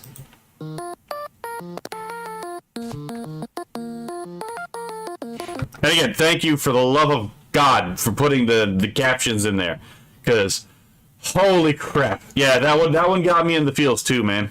That one got me in the feels too. It's not easy to lose people. That's for damn sure. And depending on how you lose people, also like affects the situation, right? I remember okay, so I'm gonna continue reacting to this, but I'm also gonna point this out, right? Hold on. Oh, well, that's not what. Why am I opening the picture instead of the channel, right? So, I myself have a bit of a video which is not directly tied to any specific person, but it was informed by personal experience. Fighting Ghosts is a song I made on a tangentially similar topic. And, considering you can look at the title, Fighting Ghosts, I think you can see that, like, and you can also look at the image, right? I generated the image using the lyrics of the song. I think you can see that, like, I was doing something tangentially different, significantly different than what Kura is doing, right? It's still a hopeful song, but a lot more, let's say bitter, right? Because my experience with, hold on, YW, I'll try and do it for, yeah, fair enough, right? Oh, you're welcome. That's what YW means. But, yeah, so, like, here, this is a very hopeful story, obviously, and this is also a hopeful story, but, there's a lot more bitterness in this one, because my experience with, loss is a lot more tinged with bitterness, than some other ones, because at least in your story, it doesn't seem like, I don't know if it's the case, right, but it doesn't seem as if it's actually the fault of anyone who was lost that they were lost, right? In my case, some of them are actually their own fault, and that definitely does change the texture of the experience.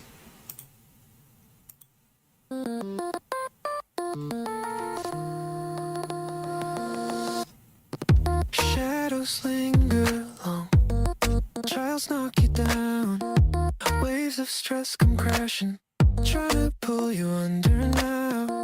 Setbacks stack like mountains, hiding every ray of sun, but deep inside you're burning, the quiet war's not done. Okay, so I'm gonna guess that's the first lyric, right? So, okay, yeah, the first verse right there, right, right on the fucking dot. So shatters, God damn it, shadows linger long, right? So the shadow is like the impression of a thing, but not the thing itself, right? What is left behind. So the shadows linger along even after the thing itself, that is casting the shadow, is gone. Trials knock you down. It's just like a description of life, right? Shit happens. So, you know, it sets up the moral lesson to be learned, which is it's not about whether you're knocked down, it's about whether you choose to stay down, right?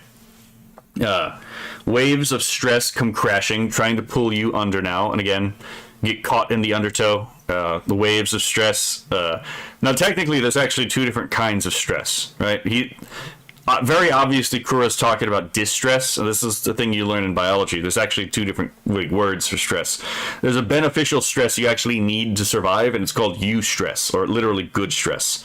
It's why, for example, if you help a baby turtle get to the ocean, it very well might die. Or if you try to help a chick come out of its egg, it might die, right? It's because there needs to be some degree of stress, some degree of strain, of struggle that a living organism needs in order to, survive.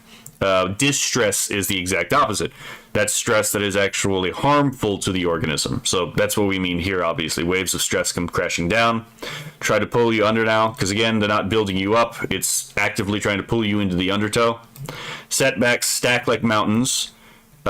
Hiding every ray of sun, because again, it's like the mountain is like the apparently insurmountable, right? The thing that has to be climbed, like the story of Sisyphus falling, pushing the rock over the boulder, only for the boulder to fall down, so he has to push the rock up there in the first place. It's already a challenge to climb the mountain in the first place, right? Let alone with setback upon setback, trying to, like in the story of Sisyphus, trying to send you all the way back down to the ground to start again, right? And again, this is the whole thing. The setbacks stack like mountains connects to the trials knock you down and try to pull you under now. Let's see. Hiding every ray of sun. Again, like this is the dark night of the soul, right? This is the moment when, again, like the experience of like, I keep calling out to God, but he doesn't answer back kind of detail, right? Everyone goes through the dark night of the soul. Not everyone has a bright night of the soul, but everyone has a dark night of the soul. But you gotta keep trucking on through the night just as you do today, right? Time waits for no one. But deep inside, you're burning. The quiet war is not done. Again, it's like the whole Stoic concept. It's not even really a Stoic concept. It gets falsely attributed to the Stoics, but it's more of just like the historical, issue of like, again, it's like everyone has that conflict on the inside. They don't necessarily let everyone be privy to, for the very obvious reason that like not everyone needs to be privy to everything you're going through, even sometimes severe shit, right? There are severe things that I've had to go through that I'm probably never going to talk about, not because of any kind of dishonesty, but just for the fact that like it's not, first of all, not really anyone's business, but in the second time, it's like it wouldn't really help anyone, right? It's like I've gone on, like I've had times in other videos where people are talking about their own personal experiences with things like this, and it's like, well, I mean, I could elaborate on like shared experience, but there's not really any kind of point to doing that, because it's like there's not really a way to do it without it sounding like trauma dumping. And it's like, well, if I'm trying to understand someone else, it's not necessary to burden them with like what's going on, what's happened to me. So it's like, right. Kura said, I would also like to preface, I wrote these lyrics a year after she died. Okay, so this is actually so this song's been around since 2012 then, if I am doing the math correct, because it said 2011 in the gravestone marker, if I am recalling correctly. So these are lyrics that you've been sitting on for a while, eh? Understandable, right? When your heart grows heavy and the tears begin to fall, a gentle whisper rides the wind and softly starts to call. So let's go here, because again, this was set as pre-chorus. So this is set up, obviously it's the pre-chorus, right? So it's setting up for the chorus. When your heart grows heavy and the tears begin to fall, a gentle whisper rides the wind and softly starts to call. So, I mean, obviously, right? Like we're talking. I don't exactly have to explain this first line, right? I think we all have common sense. I think we can all like do a little bit of exegesis on their own without me having to treat the people in the without me having to insult the intelligence of the people listening, right? But a gentle whisper rides the wind and softly starts to call. It's an interesting line, right? I'm curious, Kura, if there's any kind of like religious undertone, particularly in this, right? Because I'm aware that like the Holy Spirit is analogized, for example, as the wind, and you know, because let's be fair, Ruach HaKodesh in Hebrew, Ruach can mean breath, you know, and it can be associated with the wind because it's like literally again the movement of the air. So it's like so Ruach HaKodesh means literally the holy breath as well as like the Holy Spirit, because Ruach can mean both. And you see the same thing with like Spiritu Sanctu, right? Spiritu itself is also related to the etymologically related to the word breath as well. So Captain hold on, let's see.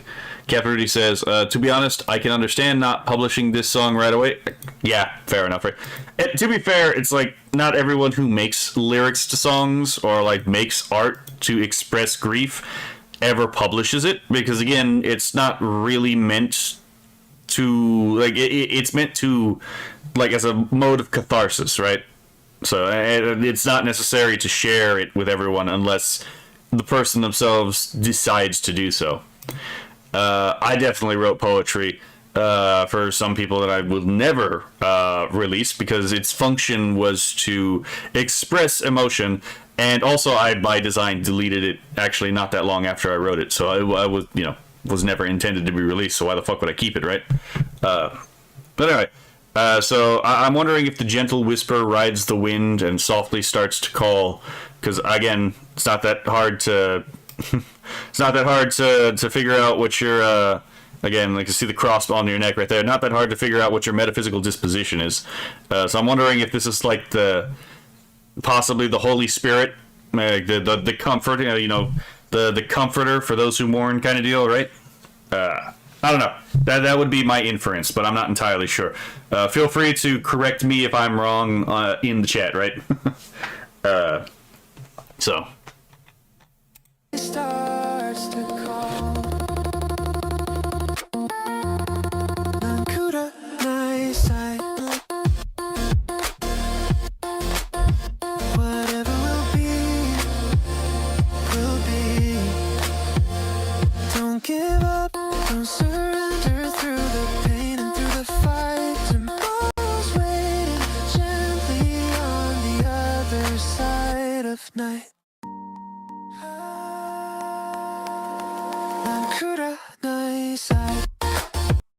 Okay, yeah, definitely, hold on.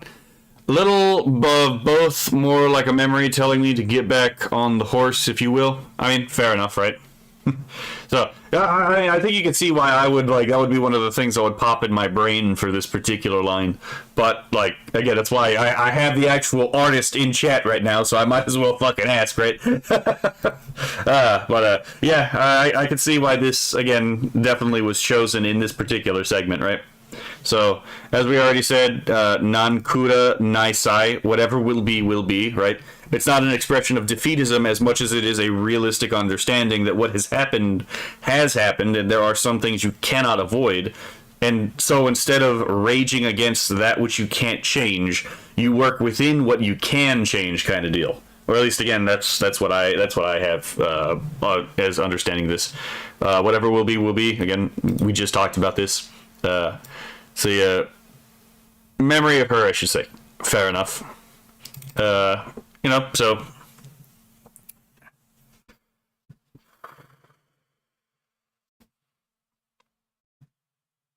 I mean, yeah. We all carry people's ghosts, after they depart, so. I mean, it's fitting. Let's see. Gotta take a breath for a moment. Let's see. Don't give up. Don't surrender through the pain and through the fight. Oh, this takes me back. Holy fuck. Yeah, fair enough. Yeah. It fucking sucks, my guy. Right? Oh. Not the song, but the experience, right? Oh my god. It sucks to get hurt. It fucking sucks to lose people. So you gotta, you can't stop when these things happen. You gotta continue on, right? Especially if you're the one holding everything together. Let's see. Tomorrow's waiting gently on the other side of night, and yeah, we saw, tomorrow's waiting on the other side, gently on the other side of night, right here.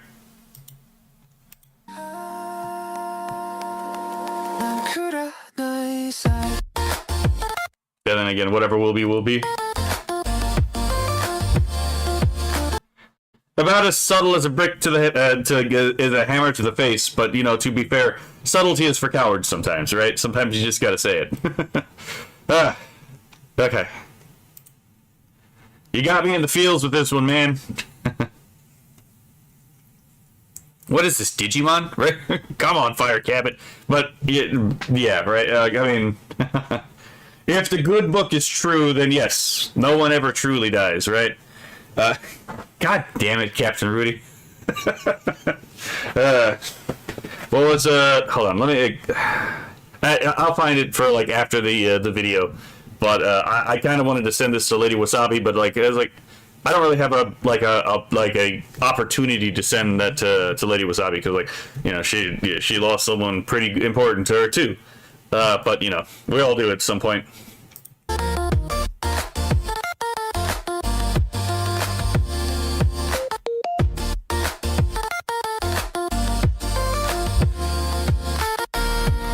Now I'm gonna have to ask Kura. You don't have to answer if this is either too close to the chest or you just don't want to or any of that. But this conversation definitely piques a bit of a flag to me, right? So let's reread this, right? Let's see. That's why I gave it to you, silly. Even if I die, don't you dare forget it. Nankura Nai Sai, promise me. You said that this is mostly based on things that happened in the real life, right? So I am curious if there's any deeper meaning to potentially this line right here. Even if I die, don't you dare forget it. Is that one of those conversations you play in your mind after the fact, or is this an actual conversation you had with her? Genuine question, because obviously I don't fucking know, right? And this would definitely heavily influence how I interpret this entire situation, to be perfectly honest. But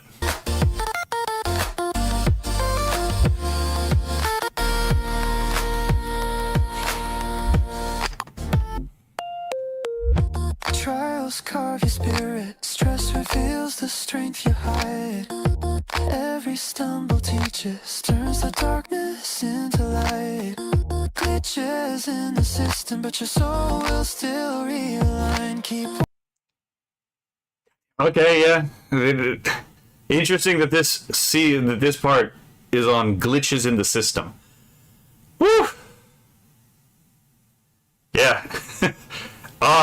Yeah, you're hitting us pretty fucking hard with this one, Kura. Walking through the static, you're writing every line.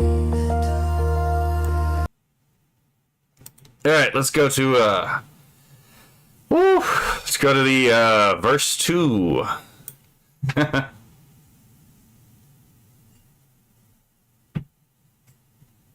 Damn. Yeah, fair enough.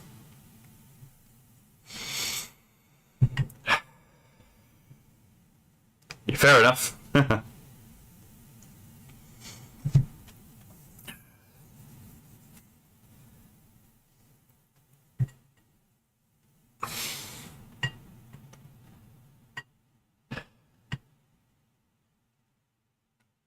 Again, I'm trying not to cry, right? Obviously. But, what I was getting at, I mean, that's that's pretty fucking heavy emotional too, right? What I was getting at, and again, you can feel free to not answer, but I was getting at whether or not the cross, well, it had to have been an accident, because, it was decommissioned, so there would be no expectation for the train to be on the crossroad, on the tracks, right? I don't know. Maybe it's my own personal experience tinging tinging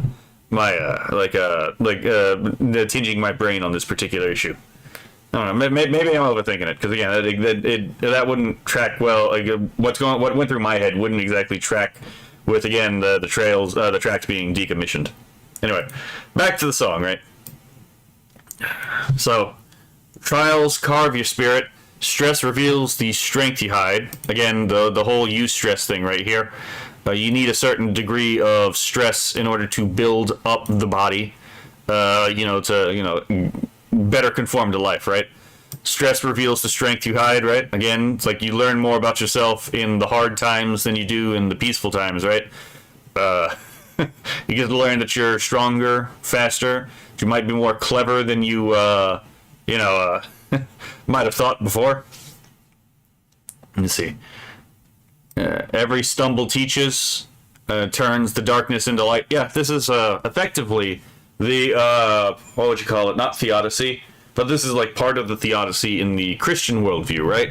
Is that God allows evil to happen because out of evil can come goods that are better than, right? Can come goods that are better than the evil that actually generated them, right? It's not that the evil justifies the good, but rather that good can use evil in order to create more good. And there's all kinds of examples you can use to do this, right? Again, it's like the family comes together more, closer, and the loss of a loved one doesn't always happen. Sometimes happens, right? Or, for example, a child conceived, in unfortunate circumstances can become the light of their mother's life, right? It's actually not that hard if you've ever worked with people who've done pro-life, if you've ever worked with or dealt with people who've done pro-life work. A lot of the women who worked in there, some of these people, their children were conceived in very unfortunate circumstances, but they absolutely adore their children, and they wouldn't have changed anything about how that happened because they would prefer the good of having that children over the good of that unfortunate circumstance of never happened in the first place, right? So yeah, every stumble teaches, turns the darkness into light. So it's an act of alchemy, right? Turning lead into gold. Let's see. Okay, yeah, I kind of figured. I worked through that in my head, because like that, just the way that was set up for a moment, it was like, oh, was this intentional? And then it was like, oh wait, no, but the tracks were decommissioned, so if it was intentional, that wouldn't make any sense because you would go somewhere else that you would expect the train to be.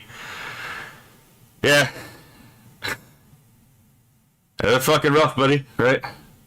It's like glitches in the system, which is again where we saw the pawpaw with the dementia, but your soul will still realign.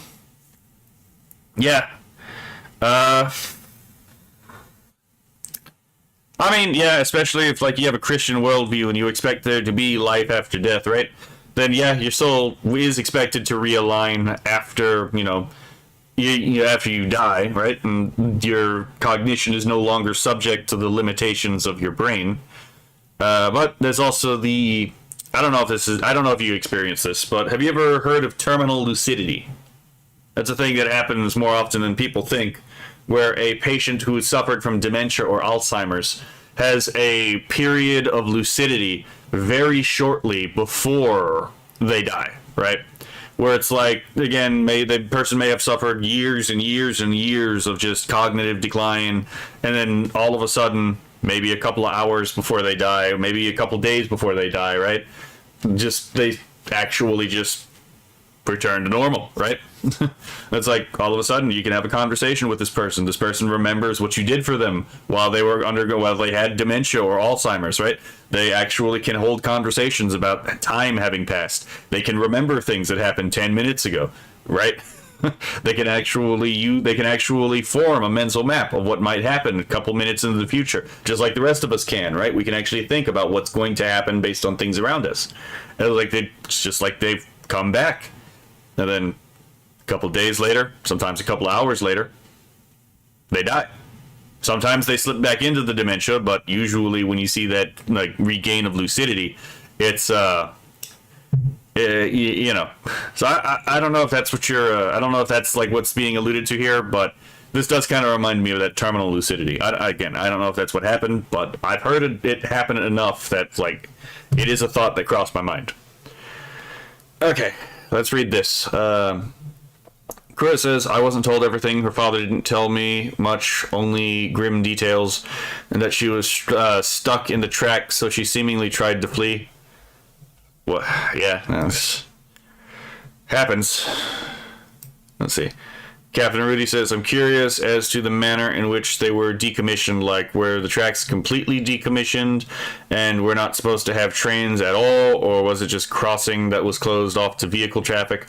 You don't have to answer, just, okay, yeah, fair enough.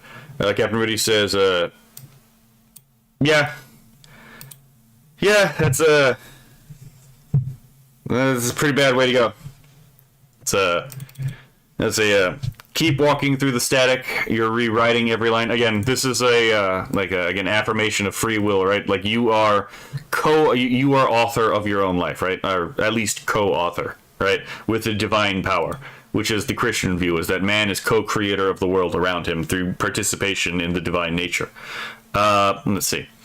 Keep walking through the static. Again, it's like the whole static and numbness is like obviously analogous to each other, right?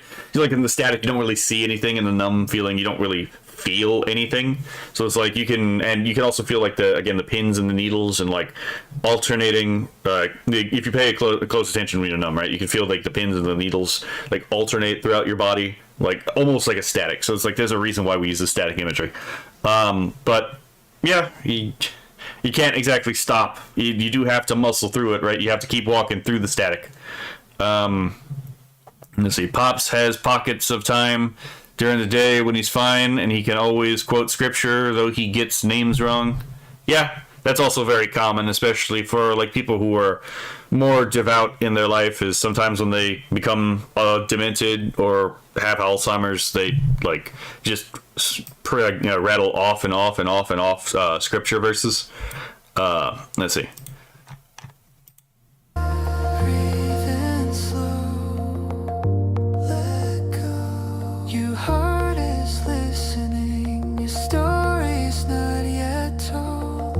Close your eyes and feel it, the warmth that's turning the cold to gold.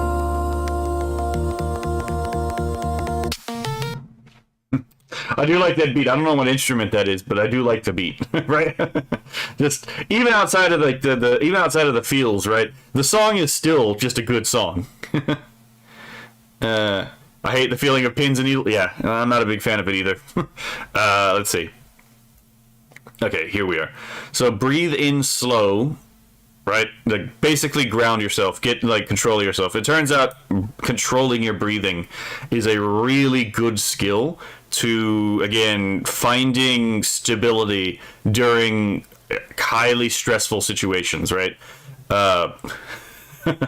It's actually breathing control is really important, again, for like your mental health and clarity.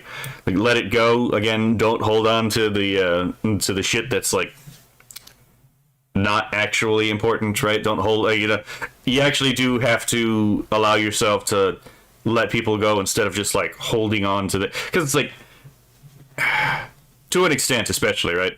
I guess I'll talk about this in the next video, because this does remind me of a video from quite a while. Synthwave. Okay, fair enough, right? I'll talk about this in the next video, right? Because I have a lot to say about the let go thing. Because I'm about to, this is already fucking people up. I am about to fuck people up as well right after this. So the roller coaster is not over when the song is over. We are going to do a little bit more. Let's see. Your heart is listening. Your story is not yet told. Again, because you're either a author or co-author of your life. If we live in a world where the objectivists are true, then you are the sole author of your life. But if we live in a world where, again, the Christians are correct, then again your story isn't yet told because you are co-author to the story. So it's not just God writing the story. God is writing the story with you as the co-author. Let's see. Spartan bot. God, YouTube needs to fix this damn notifications. I'm almost 2 hours late. Well, that's entirely fair, right? Yeah. I'm never notified of anything either, to be perfectly honest. So, and your heart is listening. Yeah, right. Both what you do and what you say affect your character, right? So this is one of the main observations of virtue ethics that seems to be lost on deontology and consequentialist ethics, right? Is that it doesn't really matter. Like, the consequences and the abstract rules are kind of just not important to, like, what does it profit a man to gain the whole world if he loses his soul, right? It seems very fucking obvious, right? But I've already decimated half of my box of tissues. That's fair, right? I mean, I can definitely see how this would absolutely make most people cry. I feel for you, man. I feel for you, but I can't exactly use the tissue boxes. I haven't cried in years, but for similar reasons as this. Let's see. Close your eyes and feel it. Yeah, again, just the warmth that's turning cold to gold. Again, we're talking about a kind of alchemy, right? We're turning, in a sense, pain into growth. We're turning, the darkness into the light. We're actually making something out of nothing. And actually, this is a really good example of something out of nothing, because cold isn't a thing, right? Cold is simply the absence of heat, much as darkness is the absence of light. So here we have a literal example of what would effectively be some kind of like creatio ex nihilo, right? We're taking loss and we're making something substantial and good out of, the loss. So, which is the ultimate challenge of the survivor, is to turn, that which is lost into something, great that, anyway. I'm prattling on at this point, right? This is a really good song, by the way.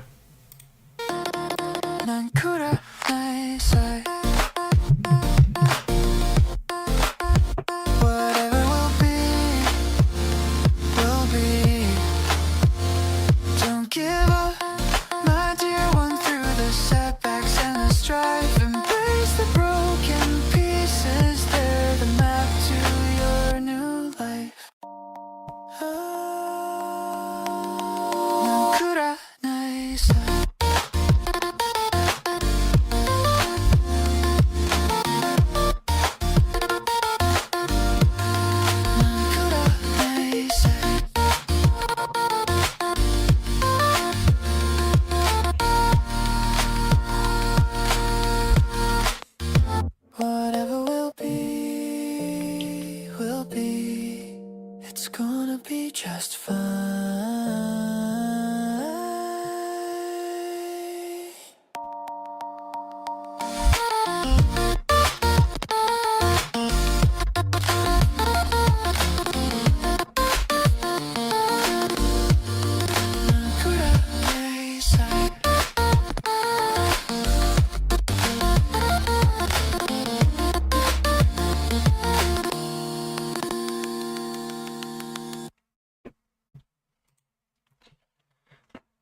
Well, I haven't cried in years. You got closer than a lot of people have gotten. I'm not gonna lie, Cora. That fucking hurt, right? But let's get on to the final chorus and then the outro and see if we can, see what we have working here, right? We have, again, the mantra here, nan kura nai sai, whatever will be, will be. Don't give up, my dear one, through the setbacks and the strife. Again, it's like, you have to keep, so, again, embrace the broken pieces, they're the map to your new life. Again, the embrace the broken pieces is, it has a very kintsugi aesthetic to it, right? The idea that, like, It is the breaks when gilded over with gold that end up making a thing more beautiful than it was originally, right? Let's see, the map to your new life again. It's like the things that happen to you, they teach you more about how to navigate life. So in a sense, like the past becomes a map to the future, or at least part of the key to reading the map to the future, right? Let's see, don't give up, my dear one. Through the setbacks and strife. I'm trying to come up with commentary that's not going to insult the intelligence of the people that are listening, to be perfectly honest. Because I think that this is, again, about as subtle as a hammer to the face. It's very clear. I can't, again, think about how I can expand upon this without, again, insulting people's intelligence. Let's see. Like, whatever will be, it's going to be just fine. And then the translation of the first line of the outro, Nan kura naisai. So the whole idea that it's like, it's going to be just fine. Yeah. I mean, it doesn't... like, whether it be a spouse or, like, even a child sometimes, right? I've met people who've lost... yeah, and I've met people who've lost a lot. And, speaking from some experience with loss, right? You can survive, and what if you survive, if you actually choose to continue to live, right? If you actually make the choice, you can find your happiness again. You can find your eudaimonia, the goodness of spirits, right? Because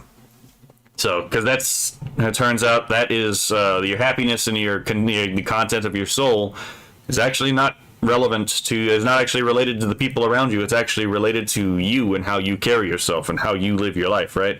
That doesn't mean the people around you aren't important. In fact, they are very important. But rather what it means is that, again, your life isn't justified by the people around you. Your life is still worth living even though you experience loss. And you will find your happiness on the other side of, loss. So, or at least that's what I get from this, right? I don't know, again, whether Kura, intended that interpretation or not, I don't know. But that's what I got out of it, right?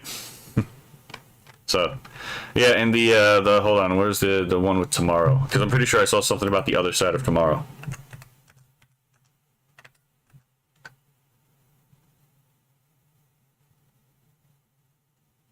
Son of a gun, did I miss the chorus? I missed the chorus. I'm retarded. No, wait, no, I didn't. I did comment on this. The gently waiting on the other side of night. Yeah, okay, I actually did comment on this. But yeah, so this is like one of the key linchpins in the thing, is the idea like tomorrow's waiting on the other side of night. It's like there is more, like, again, on the other side of loss, there is still good things waiting.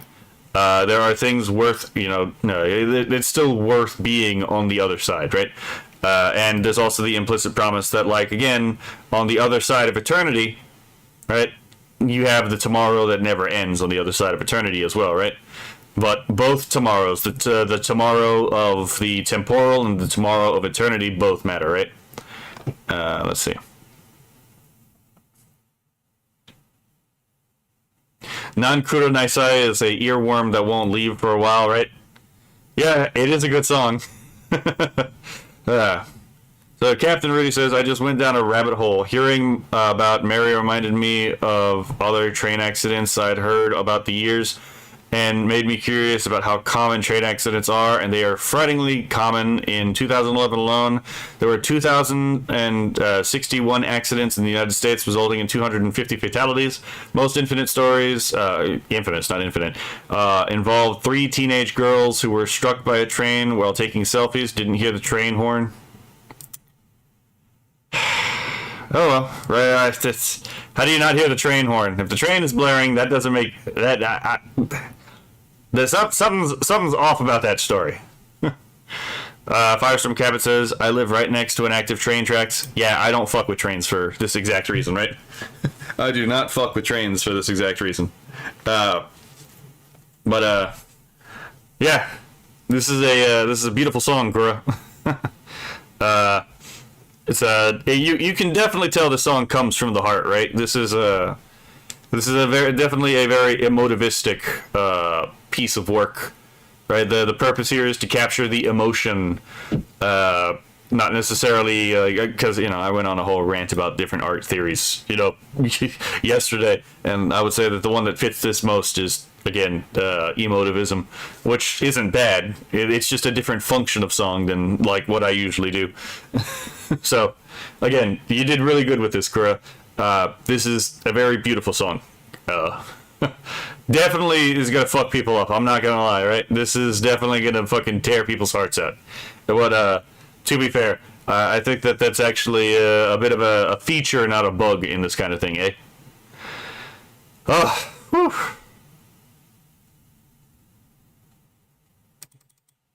Alright, so that'll definitely be the end of the Nankura Naisai episode. I can't really extrapolate more out of this, again, without insulting the intelligence of the author or the audience, to be perfectly honest. Sometimes a thing sets out to do exactly what it does, and like everyone can see what exactly it is it's trying to do, right? Yeah. Again, I think this is really good. So if you're watching on YouTube, please show Kura some love. But and I'll see you in the next episode. But yeah, again, this was lovely. You got me fucked up, Kura. Damn. Okay. Oh. Whew, no problem. God damn, that was tough. But yeah, I had a similar project. Fuck it. Hold on. Let me pull something up.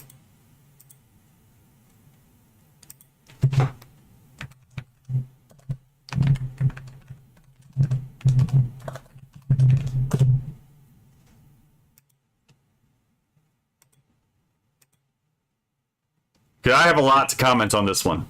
And this directly relates to, a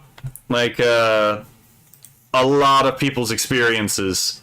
But before we go on that, this is the song that, because as people know, like a lot of my songs are intended very specifically to communicate an idea that I don't see communicated in music very often. And this one, yeah, it's similar. It's a little long. It's like 11 minutes, right? It's similar, but it's a lot more bitter than what Kura produced. So, fuck it. I might as well put this on.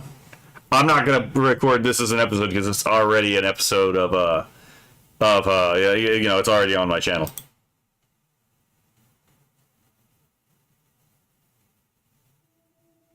I can already tell you that, like, if my family finds this, it's gonna fuck them up. I came when no one else was here. No flowers in my hand. Just your name under my fingers. And my knees in the grass.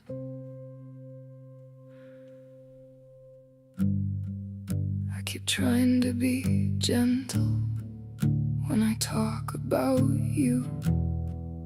I keep trying to sound grateful like good people do. I say you're in a better place. I say you're finally free. Then I come here in the dark and the truth comes out of me.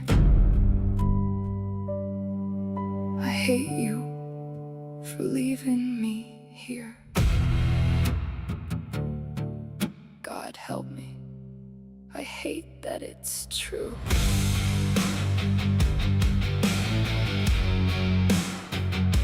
Thank you for that, if that's the case, because I try to make him not feel alone. I learned to hide my anger before I learned to pray. I learned that love could vanish if I said the wrong thing the wrong way. So I swallowed every resentment before it reached my tongue. I thought if I stayed soft enough, I would not be left by anyone. Now you are gone anyway. if I tell you what you did to me. Even your ghost will turn away.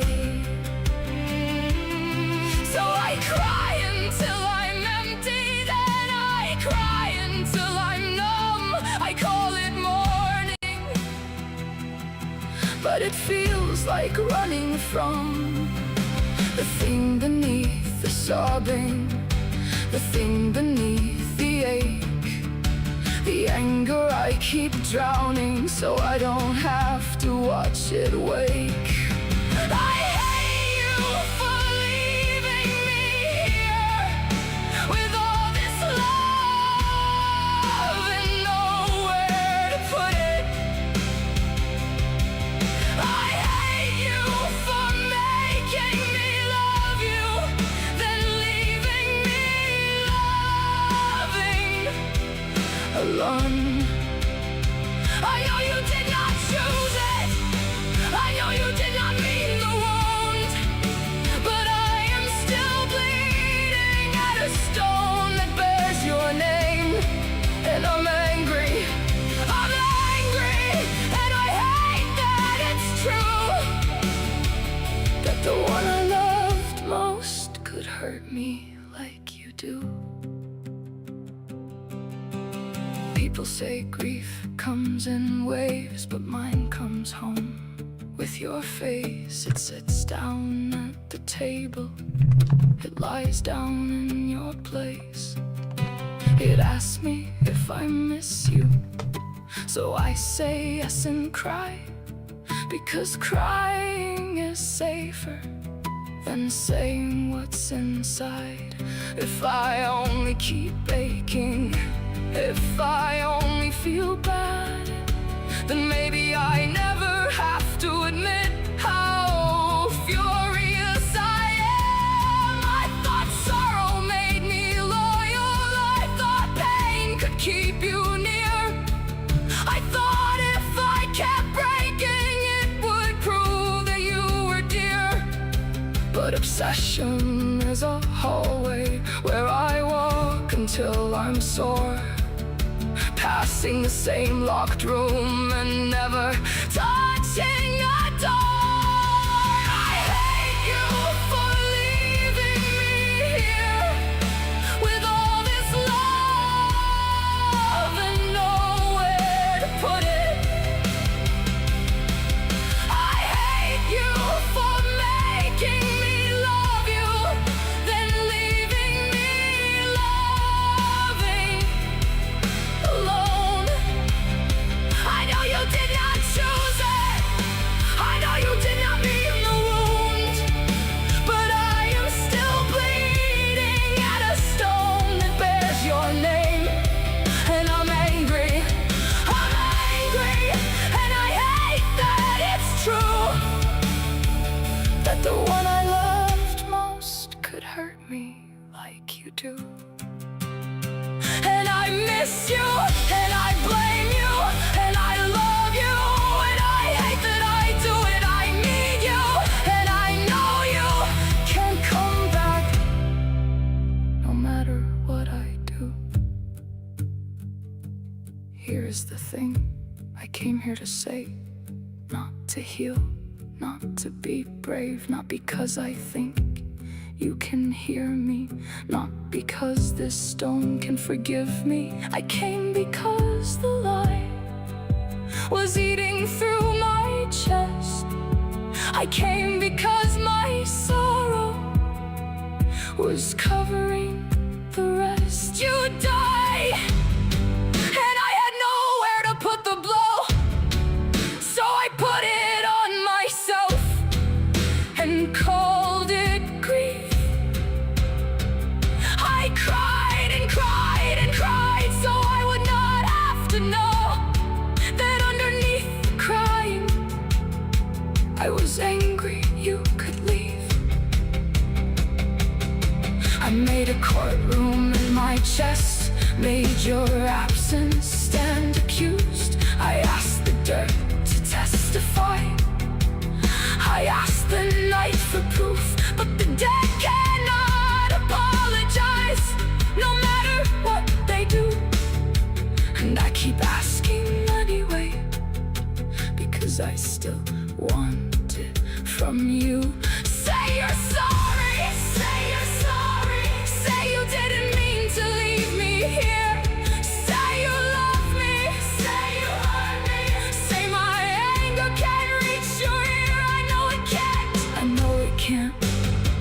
That's why it tears me apart. I am screaming at a silence and calling it your heart. I hate you for leaving me here with all this love and nowhere to put it. I hate you for making me love you, then leaving me loving alone. And I hate myself for saying it.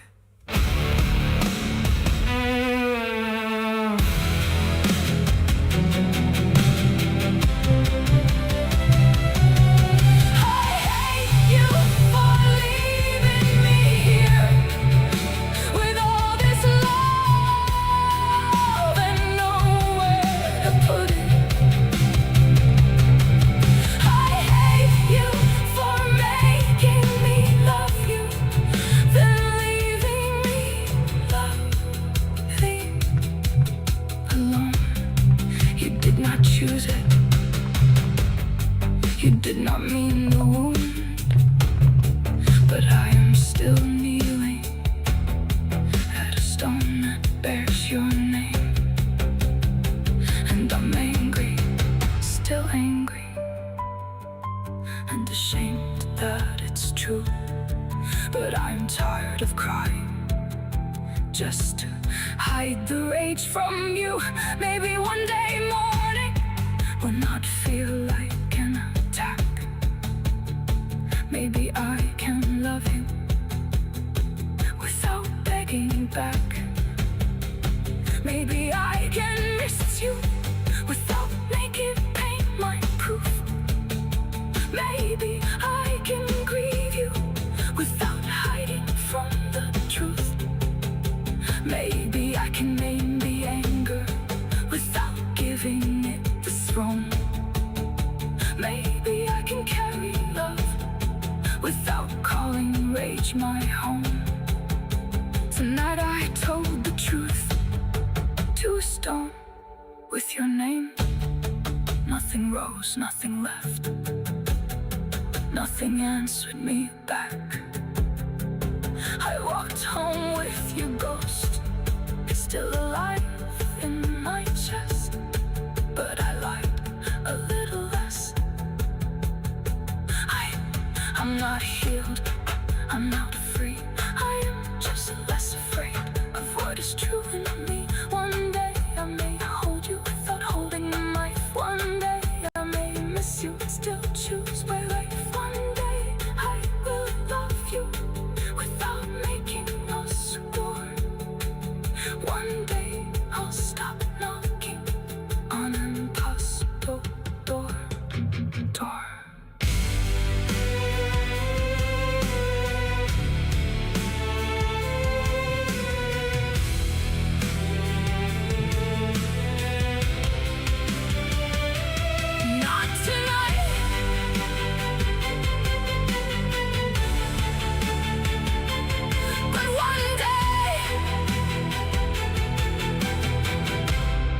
I'll stop fighting ghosts.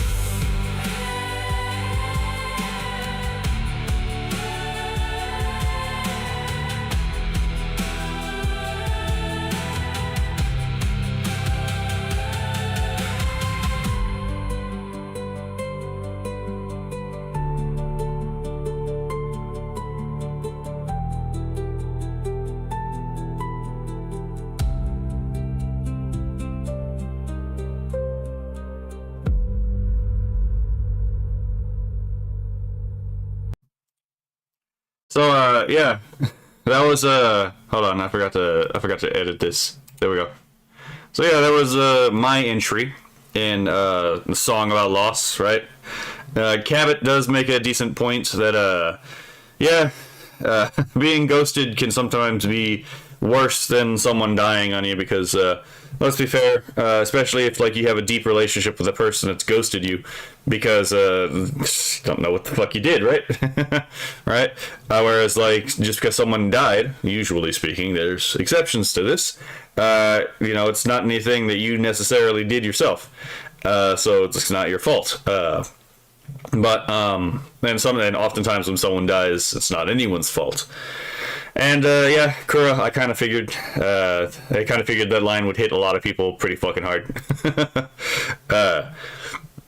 But yeah, I don't really see people writing songs about the anger stage of loss, and it's because a lot of people don't really let themselves go through the anger stage of loss. Now, I can tell you from personal experience, the anger stage of loss can be very deep and very long lasting, right? Yeah.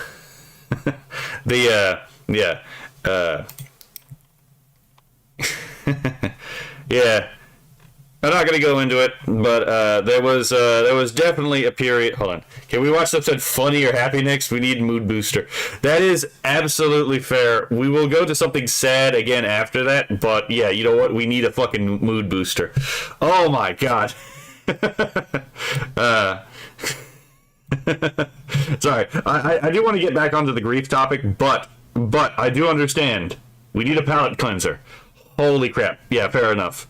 I am used to like a very long and protracted periods of like uninterrupted grief that you just like shoulder and don't fucking talk about, right? I'm not in that state anymore, right? I did eventually get over my issue, but I understand it better than people might think, right? Because it was a de facto period of my life where the particular ghost I was fighting, I didn't want them to come back. I didn't want there to be an afterlife. I didn't want there to be any kind of stuff. Because if I ever met that person again at that particular stage, I personally would be tempted to kill them with my bare hands. But, it's my situation was very different than what a lot of people's situations were. Because in my particular situation, the fault of the loss was on the very person who was lost, right? So they were the ones who were guilty of that. So a kind of a fucked up situation. I'm not gonna probably record this as a video in and of itself, but let me see if I can find something funny, right? Actually, hold on. I could probably make this into a video before we get back to the sad subject. How about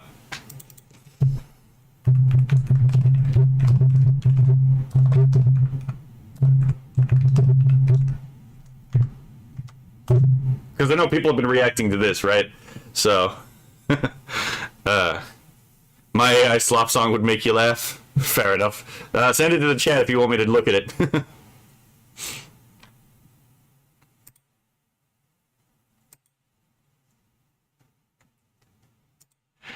Alright, so, hold on. I spent a long time, Kura says, I spent a long time wondering what I could have done. It took me a while to learn that it was more of me having a sort of messiah. Yeah, a lot of it is, a lot of the inability to let go in loss does come from pride and vanity, let's be fair. Spartan said, mood booster. Sky apparently dropping a new vid tomorrow. Work for that. Oh, hell yeah. Is he actually dropping the video? Fuck it. Okay, I am all for reacting to another Sky video when it comes out. Per his words about X an hour ago. Oh my god. Only time I was angry at someone who was gone was when I dreamed we would be together again and wake up. Fair. If I could keep her here, I'd have kept her safe. Messiah, yeah. Again, it's a very common response. And to the people who often say, like, I don't really know what it's like to be angry at the dead. Some people, that's true. Some people, that's true. Some people, that genuinely is true. My experience is that most people, when they say this, they're not being honest with themselves. I'm not saying that you're not being honest with yourself, Captain. Let me be totally clear about that. But in personal experience, it's actually not that hard to get the mask to break on most people and actually get that anger to surface. I've done that to multiple people, Mostly just to help them try to get over the fact that it's there and they're just not dealing with it, right? So Captain Rudy says, we have those moments whenever something goes wrong. No shame in that. It's an AI meme song for those who think that AI isn't art. Oh God, okay. Yes, let's meme our way back to a good disposition, right? Oh yeah, shit. I remember you sent this to me. Hold on, let me get this thing. Alright, so today, as a mood booster from the thing we just reacted to, right? We are going to listen to Captain Rudy's "Slop on These Nuts," an AI song for those who who think AI isn't art, right?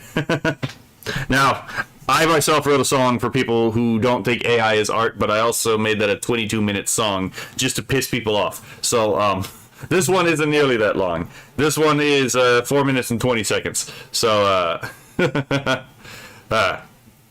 let's see. Keep your eyes out tomorrow for the sky. Yeah, I'll keep the eyes out tomorrow for the Skybrows drop.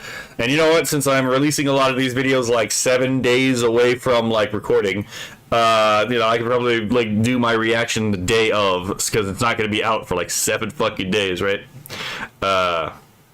Let's see. Let's switch away from the topic of loss for a bit. That way we can have a bit of a palate cleanser before we go to this, because I have a lot to say about radical honesty. Because I agree with some parts and I disagree with some major parts. But let's go. Let's see if there's any. Okay, so the lyrics are automated. Why you gotta do this to me, Rudy? There's no lyrics for me to analyze. Hold on, let's hear how well this works.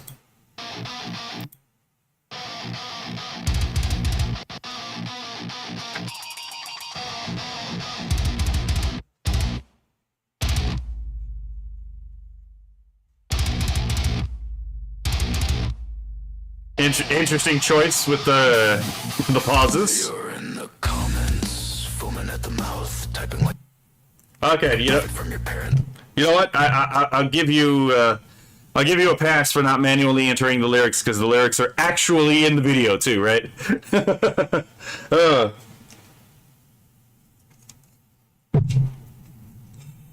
All right, I got myself a drink of Pepsi. Couch, soulless algorithm, killing all the art, buddy. You just rage quit what you never start. That's actually a really good line. Hold on, let's go back and read that. I actually really like that last one, because that is so fucking true for a lot of these people. The one that definitely sticks out is that last line, you just rage quit what you never start. A lot of these people who are saying that it's going to ruin the arts never really started any kind of serious work in the arts. It's a lyric. Okay, that's fair.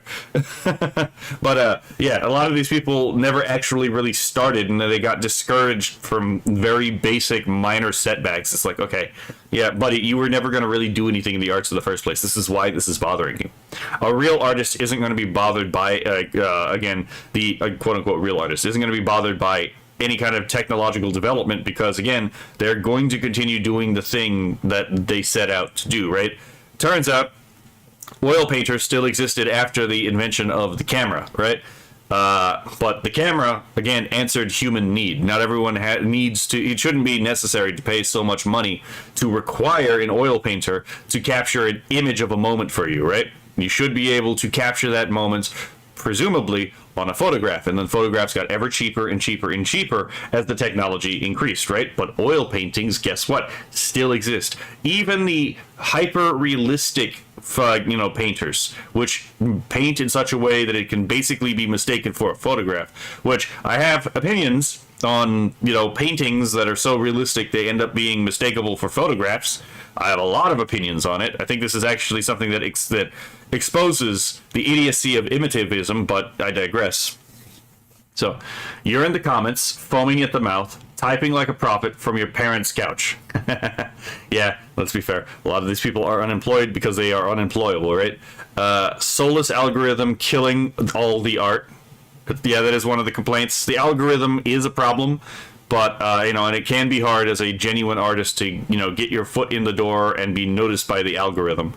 But there are answers to these problems, right? I keep posing to people give more attention to the Fediverse. I know it's a little bit more difficult to get into the Fediverse than it is, for example, X or Facebook or, YouTube or any of that stuff. You can still be on those, but go to the Fediverse, that decentralization, where you can actually have a better sense of control over, again, your algorithm and how you interface with the internet. If the people give more attention to the Fediverse, and if we push for decentralization, we actually can make that a viable parallel economy. And it's not all that hard. There's a minimal amount of effort required to get into it. But anyway, Firestone Cabot said, then the camera became art. Photographers are artists. Yeah. Couch, soulless algorithm, killing all the art, buddy. You just rage quit what you never start. You wanna call it I slop? Well, you can slop on these nuts, screaming at the screen while the scene moves up. You say it isn't real, you say it isn't us. You wanna call it I slop? Well, you can slop on these nuts. Hey. Remember, chat, I means love, right? That's one of my favorite leaflet trolls about all this, right? Is AI means love, right? So, again, you want to call it AI slop?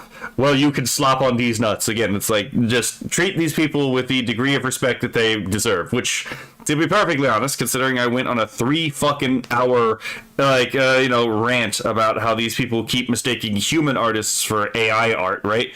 Apparently the degree of respect required for these people is none, because they keep harassing people who are following their rules for breaking their rules. You can't win with these people. We're dealing with the anti-crowd is intrinsically irrational. It's not worth dealing with these people. They don't listen to your arguments. They don't actually entertain counterfactuals, right? So they don't talk in genuine earnesty. They just want to scream and break things. So it's like, if you find someone who's willing to talk, that's one thing. Most of these people absolutely don't want to talk, right? Remember Shlomes, the guy who did the painting that and then tricked everyone that it was AI generation, and then after he tricked everyone, it was AI gen, except for some of us, right? He then minted his painting, the inferior product, as an NFT and made bank off of it, which, by the way, is again why I suggest NFTs. You can actually make money off of NFTs. If you don't want to use them, that's fine. No one's forcing you to. But if you actually want to try to make money, it turns out you actually can make money off of NFTs if you can find people who are interested in your work. It's not that hard. The technology is not evil, right? Anyway, so screaming at the screen while the scene moves up. Again, like the doom scroll, right? You say it isn't real. You say it isn't us. You want to call it AI slop? Well, you can slop on these nuts. I see what you did there. Yeah, fair enough, right? Yeah, it's like, you want to say it's not real. To be fair, right? Is a painting real, right? Yeah, sure, it is a physical material object, it's real, but it's like, is it real, right? What was that old postmodernist painting? It was French, and I can't believe I have to give the French of W, but the whole thing of this is not a pipe, right? It's like, well, he's not wrong. He's actually objectively correct, right? He is objectively correct. It is not a pipe, right? This is not an image. This is not the person that's being painted. It is a representation of a person, but it's still not that person who's been painted, right? So, again, it's like, you want to say it's not real? Well, we can actually just logically apply the exact same argument to any kind of representational art, right? It is a representation of a thing, but it is not the thing.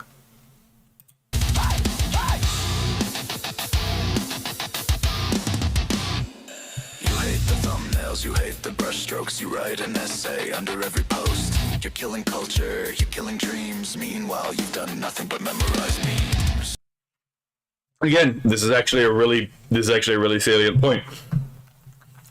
So, you hate the thumbnails, you hate and obviously, the thumbnails have to be clickbait to a certain degree, right? So it's like, hey, you watch Nux and Tectone and then other people on the left and the right, and you see that they use clickbait. Well, they use clickbait because that's just the meta, right? It's like you hate the brushstrokes. You write an essay under every post. You're killing culture. You're killing dreams. That part is the part that really annoys me too. It's like you're killing culture. You're killing dreams. Yeah, you know, you want to know what else was said with that? Photoshop. You want to know what else they said with that? With digital art, right?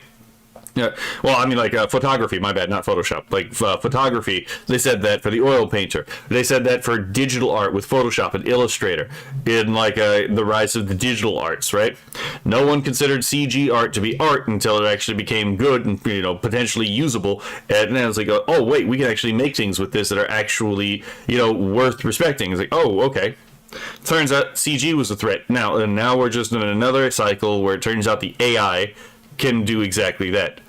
So, meanwhile, you've done nothing but memorize memes. Yeah, again, this whole thing about, like, AI burning water at a dangerous rate, it's just a meme. It's not actually true. The whole idea, it's like, oh yeah, there's all this waste in it. Well, no, we've actually figured out how to capture energy from the actual, like, heat output of these machines, right? We've actually learned how to make these into a net benefit by harvesting energy that would have escaped, you know, from being, you know, natural use, right?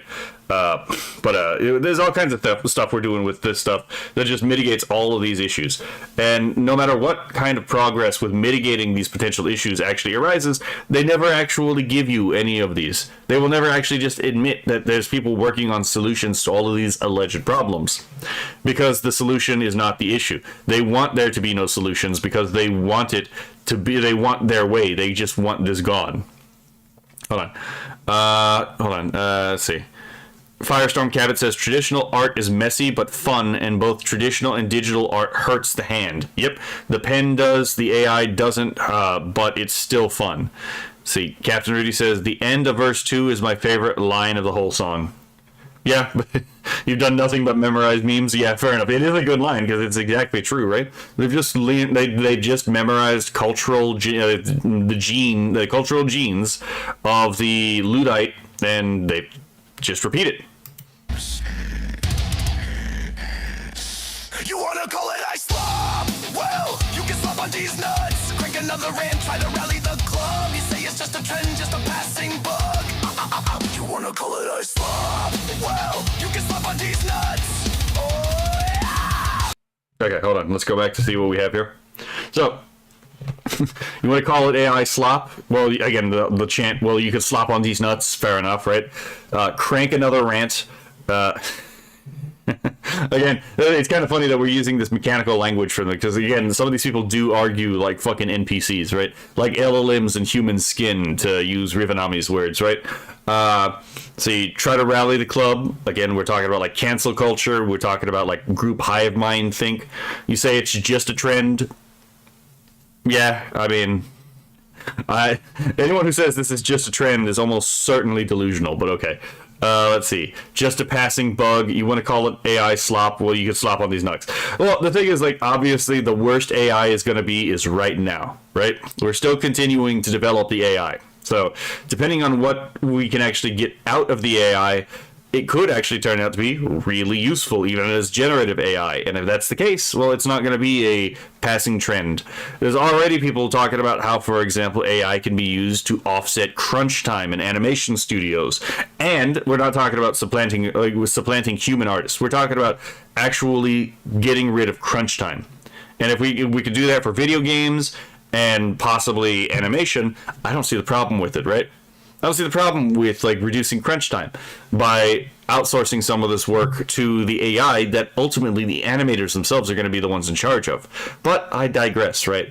I personally don't see pain as a muse. I don't see hunger as like a salvific. You know, I'm not a leftist. I don't have a leftist theory of art. The starving artist is to me a false prophet. I slop. Well, you can slop on these nuts.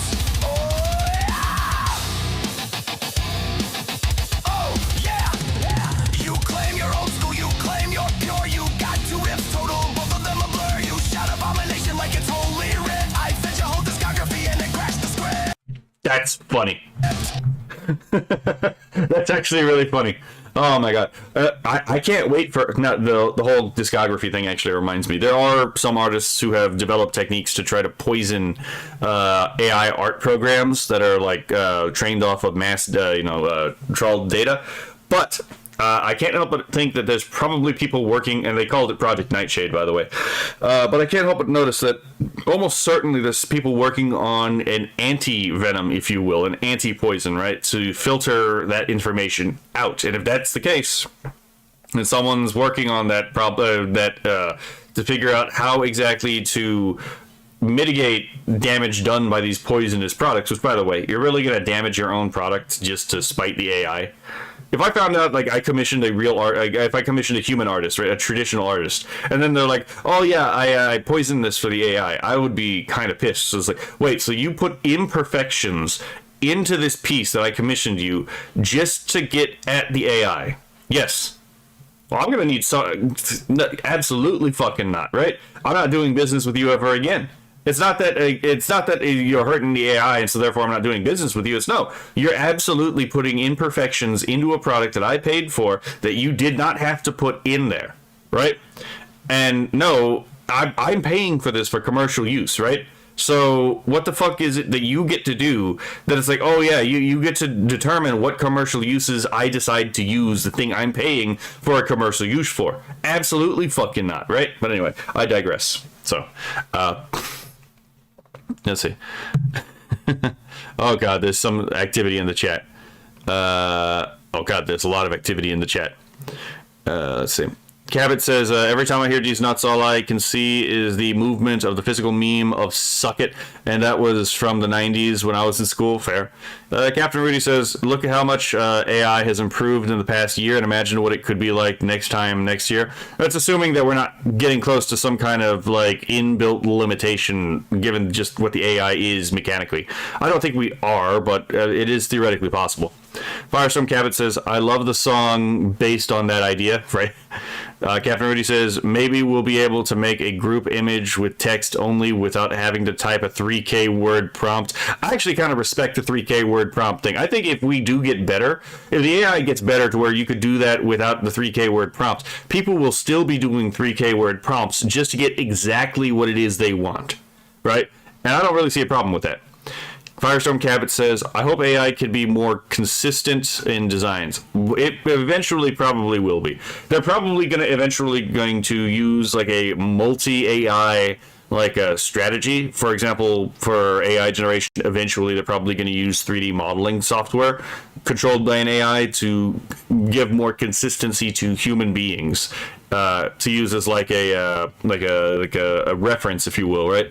That's what I would suggest, and I think I've heard other people talk about exactly doing this. How far along they are in doing this, I have no fucking clue.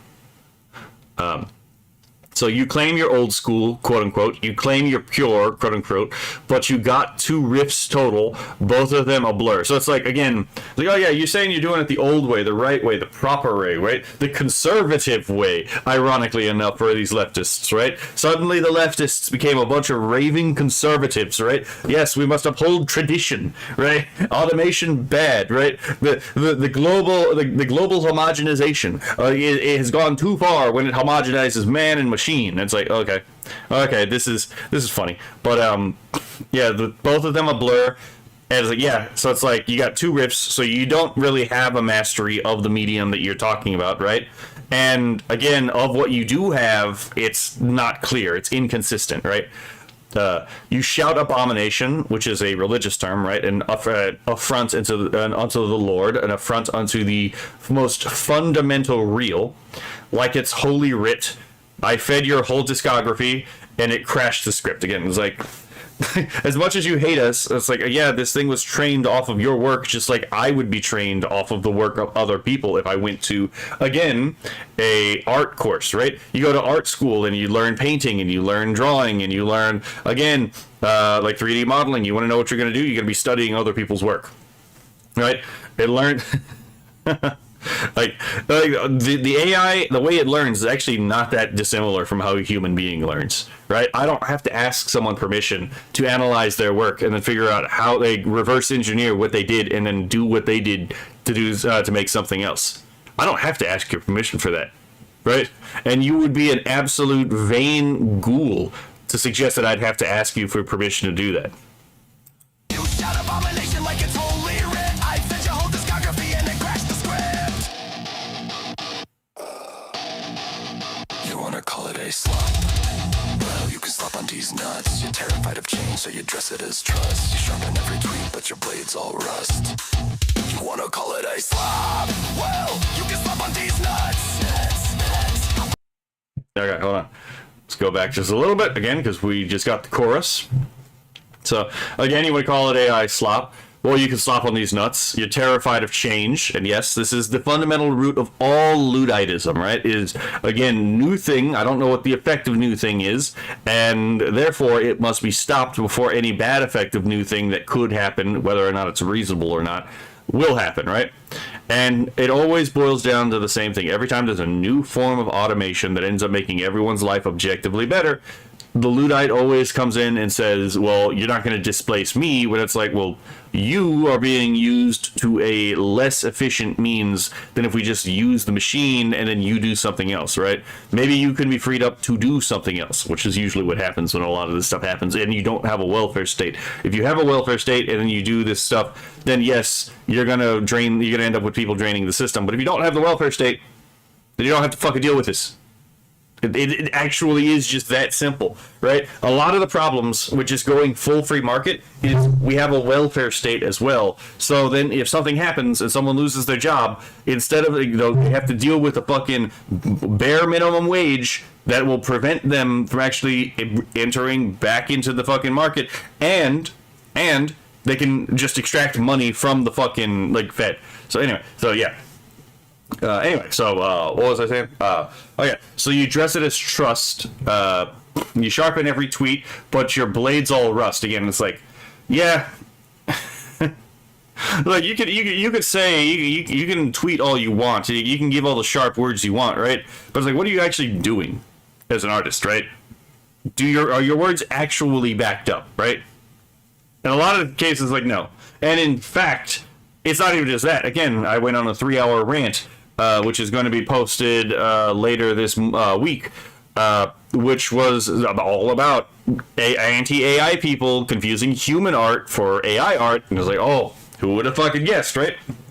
Like, I fucking love that Monet shit post that was done, that experiment, right? Because I'm like, this just proves a lot of the shit I've been saying about the anti-AI crowd.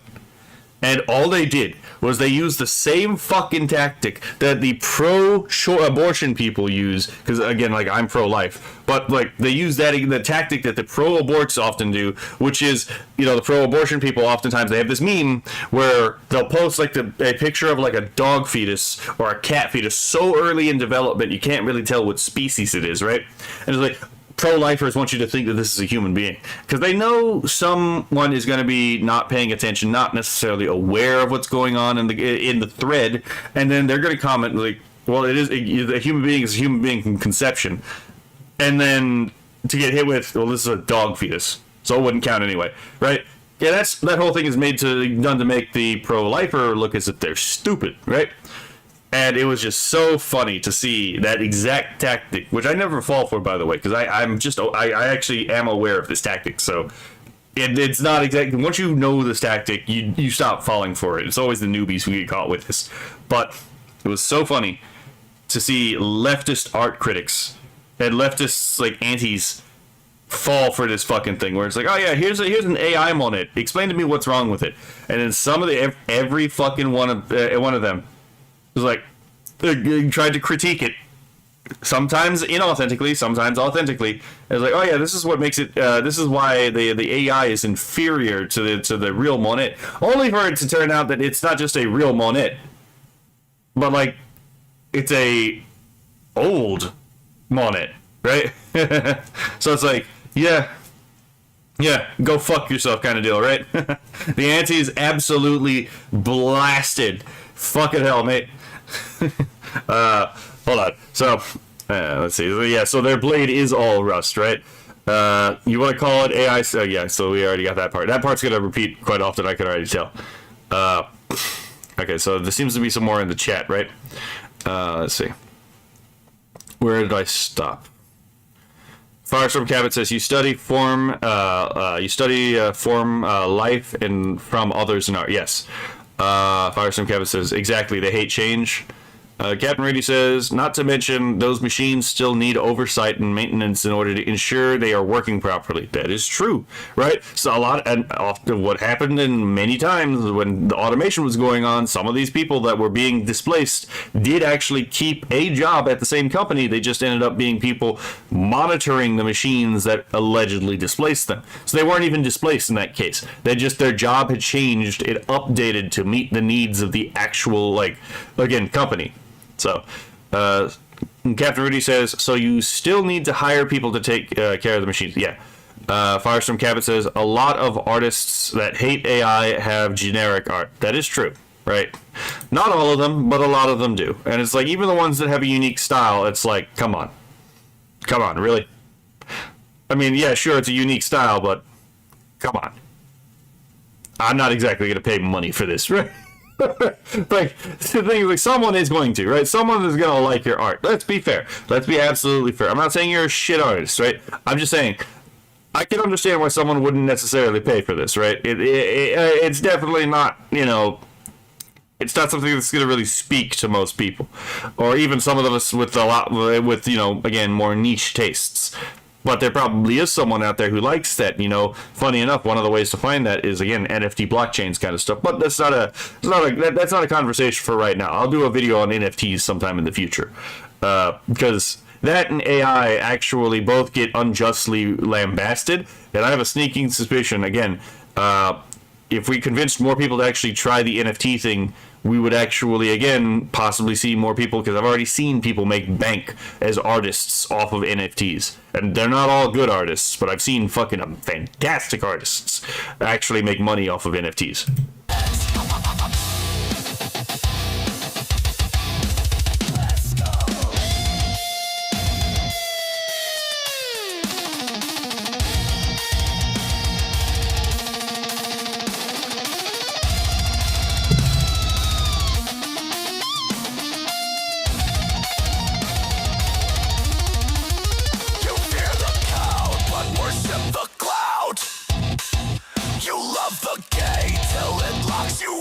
Oh, that's a really good lyric. If art is dead, explain this roar. Crowds of patients screaming for more. Just like your mom. Oh, the classic. Right? You had to sneak the your mom joke in there. Fair enough, right? It was too ripe of a possibility to not do. Okay, so let's look at the bridge. So you fear the code, but worship the clout. I mean, yeah, fair enough. Like, we have definitely found people who are actually using AI, pretend to be as if they're anti-AI, because, again, they want the clout. They don't really care about the subject matter. But even the people who fear the code, a lot of these people, they want the clout, right? They want people to pay attention to them. Which, to be fair, as an artist, that makes sense, right? The only purpose art has is to be contemplated, right? That's entirely fair. Right, you want people to fulfill the function of, you want the thing that you make to fulfill its function. And if the function of the thing is to be contemplated, you want people to contemplate it. I think that's a fair point. But they're not doing that for their own art. Oftentimes, they're using the art as a means to get clout for themselves. Funny enough, Rayman is an NFT. Oh my god, I'm going to have to check that out. Let's see. You love the gate, so we're talking gatekeepers, right? Till it locks you out, which is, funny enough, the exact thing we've all complained about in our, small niche communities, right? In the comic community, in the goth community, in the fucking, in the anime community, in the video game community, right? The whole idea of this niche little group, and then people come in and they're like, hey, can we join? It's like, sure. And then they flood in, again, because we didn't have borders or gates to gatekeep, right? This happened in the tabletop gaming area culture too. And then what ends up happening is they come in and now they're like, oh wait, yeah, this doesn't actually belong to you anymore. It belongs to us. It's like, wait a minute, you didn't care about this until it became expedient culturally for you, and then all of a sudden it's yours now. It's like, yes. Because they're locusts, right? That's the entire function. They do that to invade and then take over. And then once they take over, they lock you out of it. So then it's like, they controlled the arts for so long because of Gramscian subversion. And now they're under the concern that they could potentially be locked out of their own their own community, right? It's like, well, I don't really give a shit. You did this to the anime community. You did this to the fucking gaming community. You did this to the comic book community. You did this to the goth community, right? You did this to punk, right? All of these things, all of these communities were subverted by leftists when they were let in. So no, I don't really give a shit when the anti-AI people are concerned about like the gatekeeping thing. It's like, motherfucker, I've actually had to work with the art community. You gatekeeping bastards keep right-wing creators like in silence in order to actually function in the art community. Again, my family helped the local art community. I've seen this shit happen. So it's like, anyway. So yeah, it's one of those things where it's like, it's okay when we do it, but it's not okay when it's done to us. If art is dead, explain this roar. Crowds of bass chuds screaming for more. Yeah, this again is like, the prompt did not murder art, it answered human need. Essentially, right? For more. Just like your mom.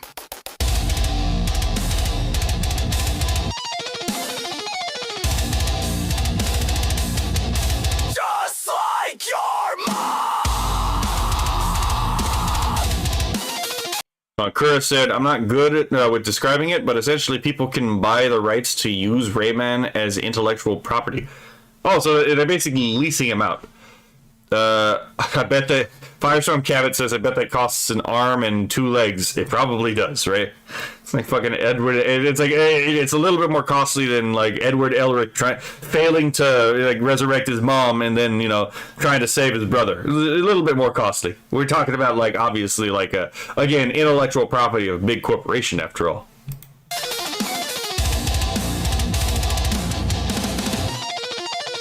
Type harder, little hater. Smash that dislike like a prayer. I'll feed you salty comments later. Turn your tantrum into snare. Okay, so type harder, little hater. Type, I don't think I heard type in there, but fair enough. So, obviously it's like, furiously typing the meme, right? Fucking smashing the keyboard with his fingers. It's like, he's angry, he's got rage, and yeah, fair enough. Some of these people almost certainly fucking do that meme of like the fucking like smashing their keyboard with their hands when they're typing angry, right? To be fair, I think everyone has been at that point in their life at some point, but, you know, smash that dislike like a prayer. Like, to the gods we send this dislike that we may be blessed, right? For not being cringe AI users. I'll feed your salty comments later. Turn your tantrum into snare. Yeah, basically, like, monetize your haters. Use their own tactics against them, right? One of the most important lessons of the art of war is never interrupt your enemy when he is making a mistake. Right? If you see someone who is your enemy and they're making a mistake, don't correct them. Do not correct them. Right? Strategically speaking, it is to your advantage to let your enemy make a mistake. But what else was there? Hold on, let me reread that. Oh yeah, and the monetize your hater thing. It's like, yeah, if people are gonna fucking shit on you and then like try to ruin your reputation, do what Eric July said. Fucking make money off them, right? Turn them into content, right? Do a Rev Says Desu or a fucking who else does that? Like Kirsha, for example, does that too. Monetize your haters, right? Make them make you money, right? If they're gonna live rent free, they're gonna let you live rent free in their heads. Make them pay your rent, right?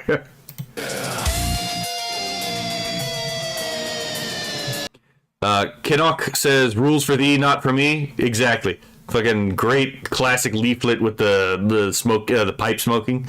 Firestorm Cabot says, "Got hit with FMA without meaning to reference it." Right? I mean, it's a good manga. Even the original show from 2002 was actually really good.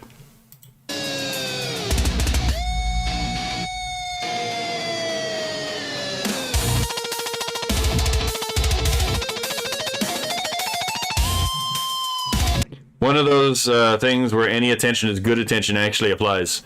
I mean, potentially so, right? I mean, like, if you get attention from your haters, you can still make money off of your haters, and if you have people that already follow you, they're probably going to be entertained when you style on the people trying to defame you, so two birds, one stone, right? In that case, it really is. Any attention is good attention.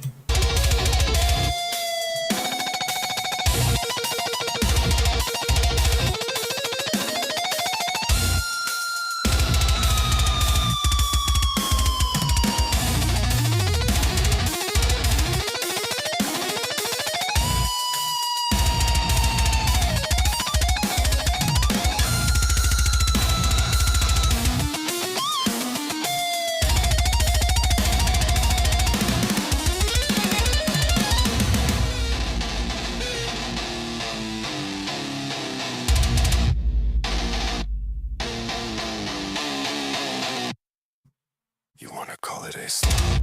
Well, you can slap on these nuts. We're carving out a wave while you're stuck into the mud. You label every spark as a glitch or a bug. You wanna call it a slap? Well, you can slap on these nuts. Slap on these nuts. Okay, hold on. Because I need to read the outro. Outro chorus. Again, you want to call it AI slap? Well, you can slap on these nuts again. The repeating like mantra. We're carving out a wave while you're stuck in the mud. Like again, the stuck in the mud. They're trapped. They don't really have a way out. Well, the wave itself that threatens to drown them is the thing that's going to set the AI people free, right? Let's see. You label every spark as a glitch or a bug. You want to call it AI. Oh, there, right there. Every spark, like every spark of inspiration or genius, right, that the AI comes up with. Well, it's really a glitch. It's a bug, right? It's not really intentional. It's just, again, a series of like randomly generated, decisions by not even decisions by the AI. It's just statistical analysis, right? So, but then again, this is coming from people that can't usually identify what art is in the first place. So you ask them, what is art? And they give you this nebulous, mystical answer. It doesn't actually answer the question. It just makes it feel as if there's some kind of wisdom there when you actually analyze what they say. They didn't say anything at all in the first place. So it's like, the fuck am I doing talking to you, right? Like, I don't give a shit if you can draw if you don't even know what art is. What's the point of, like, if you don't know what art is, you don't have any right to talk about art, even if you know how to make good art, right? Because you don't know what it is art is. If you don't know what it is, you don't know what it's not by definition, right? How can I do, even if I'm doing apophatic aesthetics, right? Learning aesthetics by what aesthetics is, by like, learning about beauty by understanding what beauty is not. I still have to have some conception of what beauty is as contrast, right? But anyway, so let's see. Where was I? Yeah, so then it's like, you want to call it AI slop? Well, you can slap on these nuts, right? Call it a slap. Well, you can slap on these nuts. Slap on these nuts.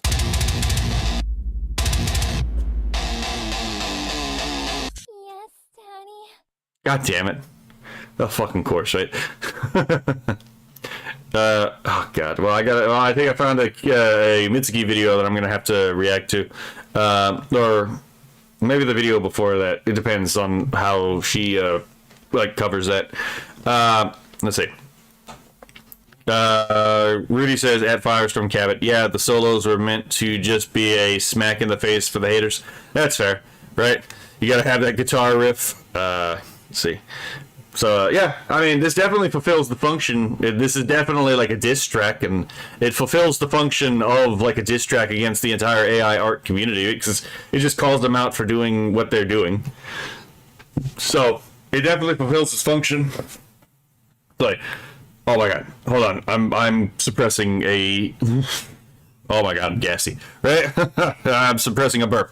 But so there's a textbook definition of art, and there is Field's definition of art. Well, the textbook definition of art is also wrong, right?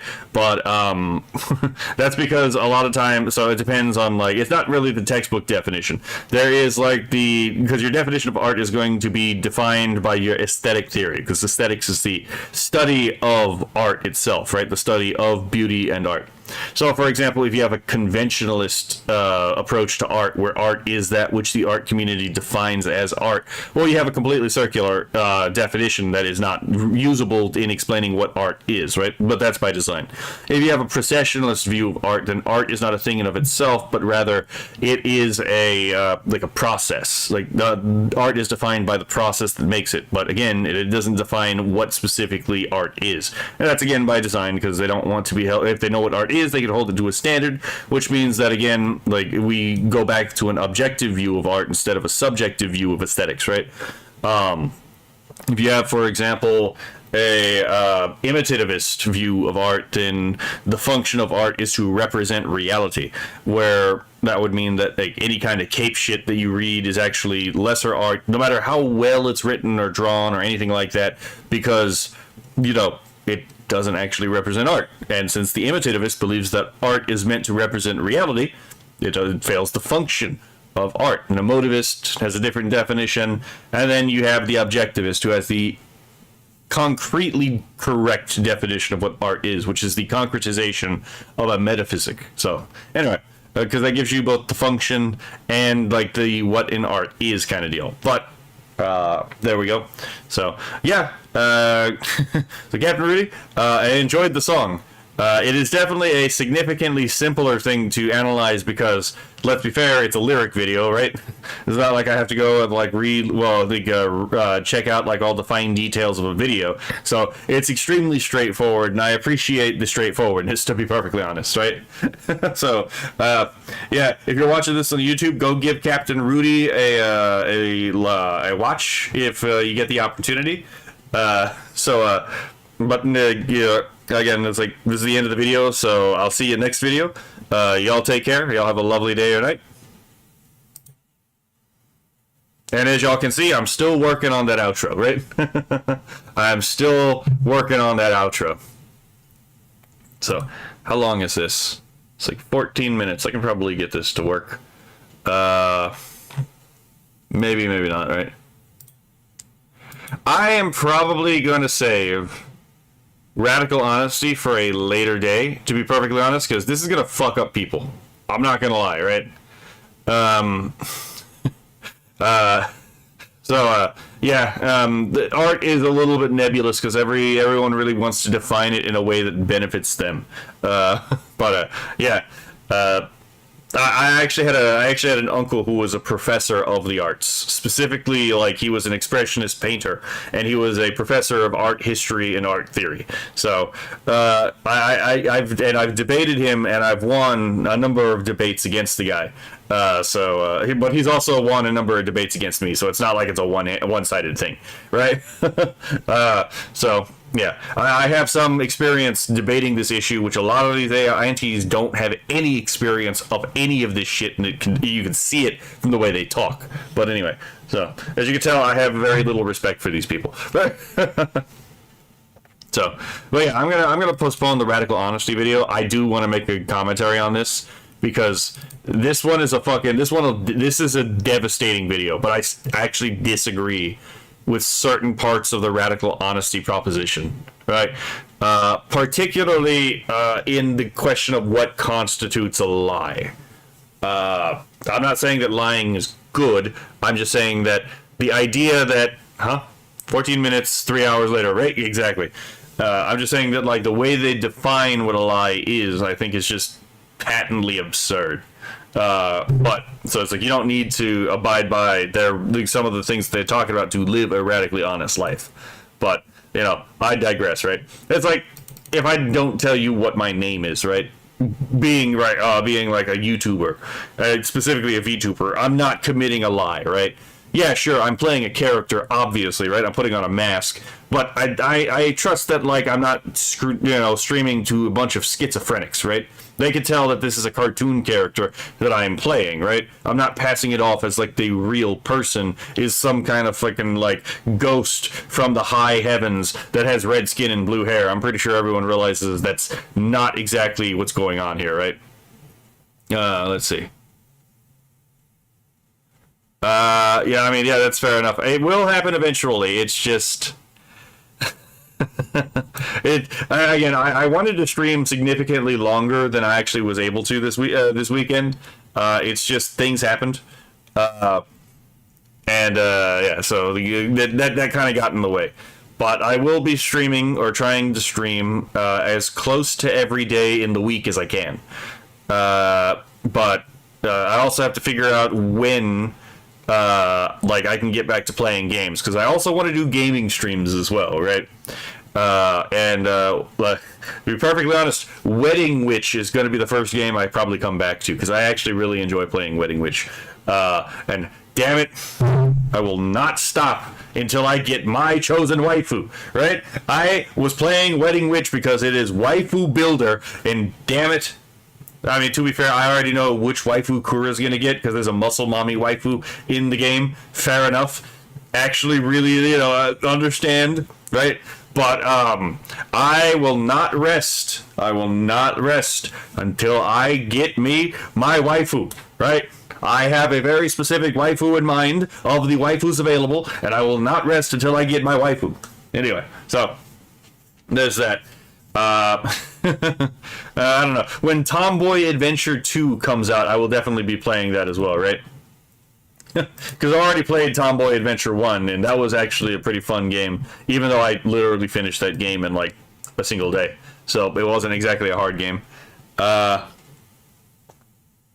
see. I just have like a number of games in my backlog I could probably make content out of. Gavin Rudy says, oh my god, what the fuck's going on here? Let's see. Okay.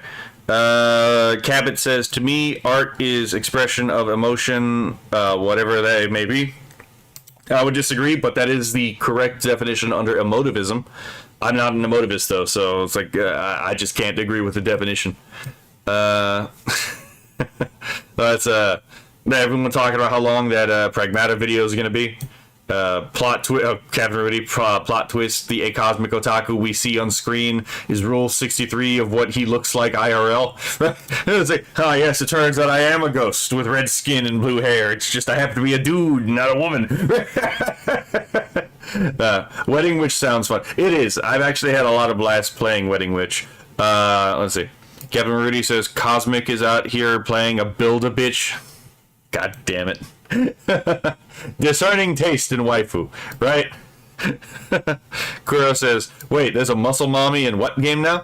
Oh,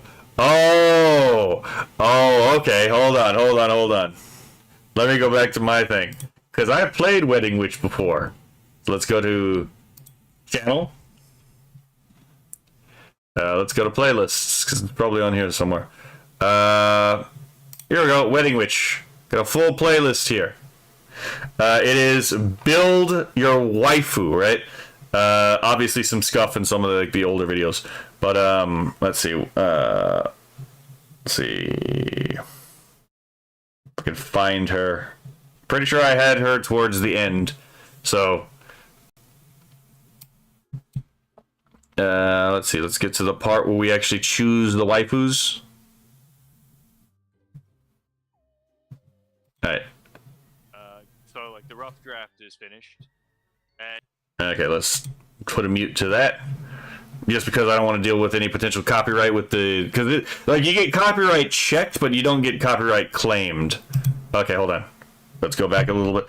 Did I not get her yet? Oh, yeah, see, right here at the side where you see these little icons here, you got the you got the witch of the small breasts, you got the witch of the huge titties, you got the witch of the hips, you got the witch of of muscle, right? The muscle wife. That's one of the wives you can unlock. So yeah. Ow, son of a bitch. Okay. But yeah, Wedding Witch is actually a pretty fun game. It's not a very terribly complicated game. It's one of the vampire shooters, but see if we pull it up.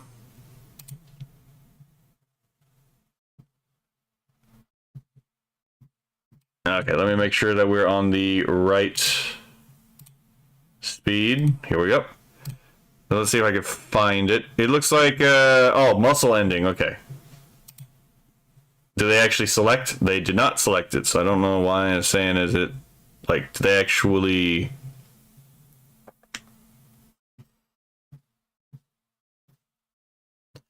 Oh, this is where they actually get the muscle waifu. Okay, yeah. So it's in Korean, obviously, right? There you go, Kura. Right. This game, by the way, is actually allowed on Twitch. I know this because I've checked. I've actually streamed this on Twitch, and it's an official category on Twitch. And the only reason I know about this is because one of the female VTubers I watched fucking loves this game. By the way. So yeah, here you go, Kura. Yeah, you get your own. You get a muscle wife in Wedding Witch. So let's see if I can promote Kura to play Muscle Witch. Not Muscle Witch, but Wedding Witch, I guess, for the muscle waifu, right? Damn, she looks like she can crush a man's skull between her thighs like Sparrow's egg, right? I'm never gonna get over that fucking description. Oh my god. So, alright, so that'll probably be it for today. I am going to see if I can find someone to raid, but I have a thing to test, right? I want to test something. Because there were certain people I couldn't raid beforehand, but yes, it's on Steam. It is on Steam. What was I saying? Oh yeah. There were certain people I couldn't raid beforehand, and I'm thinking it's because I might not have had Twitch affiliate. Because I think that there's like different layers. I'm still learning how the Twitch affiliate stuff works now that I actually have it. But I want to see if I can raid someone, assuming they're on, that I wasn't able to raid before. Okay. Yeah, so they are on. So, son of a bitch. Hold on. Start watching. Okay. So, I also hold on. I also want to. Sounds like Kura likes to be tossed around. God damn it. Zalan! Fair enough, right? So I have this plan, right? That when we encounter people in the VTuber community who are anti-AI and they dislike AI, instead of jumping down their throat about being anti-AI, we kill them with kindness, right? That way, we expose how empty that empty their anti-AI impulses actually are. See ya, Cabot. Sorry about that. I know it's a bit late, but you have a lovely night, Cabot. So I do kind of want to. First of all, this is one of the VTubers I've been watching for a while. I watch a lot, mostly small VTubers, because it's easier to talk to them. But so don't. So I know I got some shitters in the comment, which is fair, right? Don't get me blocked from the communities I'm in, right? We need someone based in these left-wing communities to keep a tab on what's going on, right? Leafy was let's see, he's reacting to Reb video about the Fansly Con thing. Let's see. Hold on. I know Leaf was on, but I'm going to raid someone outside the community right now because I want to test something, right? As I was saying, it's I want to see if the Twitch affiliate thing is the thing that was preventing me, or the lack of Twitch affiliate was the thing preventing me from raiding some of the people I was trying to raid beforehand, right? And if if that was a problem, because I genuinely don't know why I wasn't allowed to raid certain people. So I'm going to use this as a time to test an idea, right? But I have rated Leafu before on a couple of occasions. I do know she streams at around this time, so it is more likely that I will likely in the future raid Leafu and other people in the community. But I want to do a test first. So let's see. So to be fair, I'm gonna let you know this is a leftist streamer, right? I don't really, this is a leftist streamer, and she herself is anti-AI, but let's troll the antis by just raiding them and being in their midst and then y'all can do whatever the fuck y'all want after that. Just don't associate it with my name, right? Get the what would you call it? Like it's not gay ops, but like put in change the community perception, right? Make a good name for yourself in these communities, only for them to realize that the people that they like trusted now like are actually AI people, right? It's a good way to fuck with people, love bomb them, right? I'm suggesting we love bomb our enemies to make them look like fools. This one's not an enemy. I think they're just like objectively just audience captured though, so you know. All right. So I'm going to start the raid.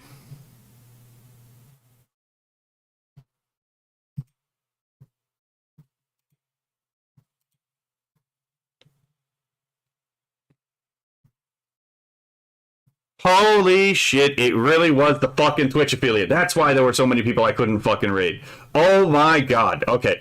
You know what? I was actually right. Apparently it was the fucking Twitch affiliate thing. I could not raid people because... yeah, okay. I'm willing to listen to you, Rudy, but we, yeah, well, to be fair, this person, it's not that she, like, doesn't allow AI. Like, she does associate with people who do use AI. She just herself personally does not like AI. Like, if it's in her community, like, she'll delete it, but she's not gonna go after people who use AI, right? So, unless things have changed and I just didn't notice it. I suggested last time, but I know you can set a minute number of chatters to raid in so folks don't get hit with 1 to 2 person raids. That's fair, but I've also tried to raid people with, like, again, the 5 that we've had beforehand. Actually, you know what? I need to check into that, because you actually might have a point there. Maybe this wasn't a good test for the affiliate thing. I don't know. I'm still trying to figure out all this stuff on my own, and like all of this is pretty new to me. So it's time for cringe. I take it, right? Hold on. Okay, so rating in 4, 3, 2, 1.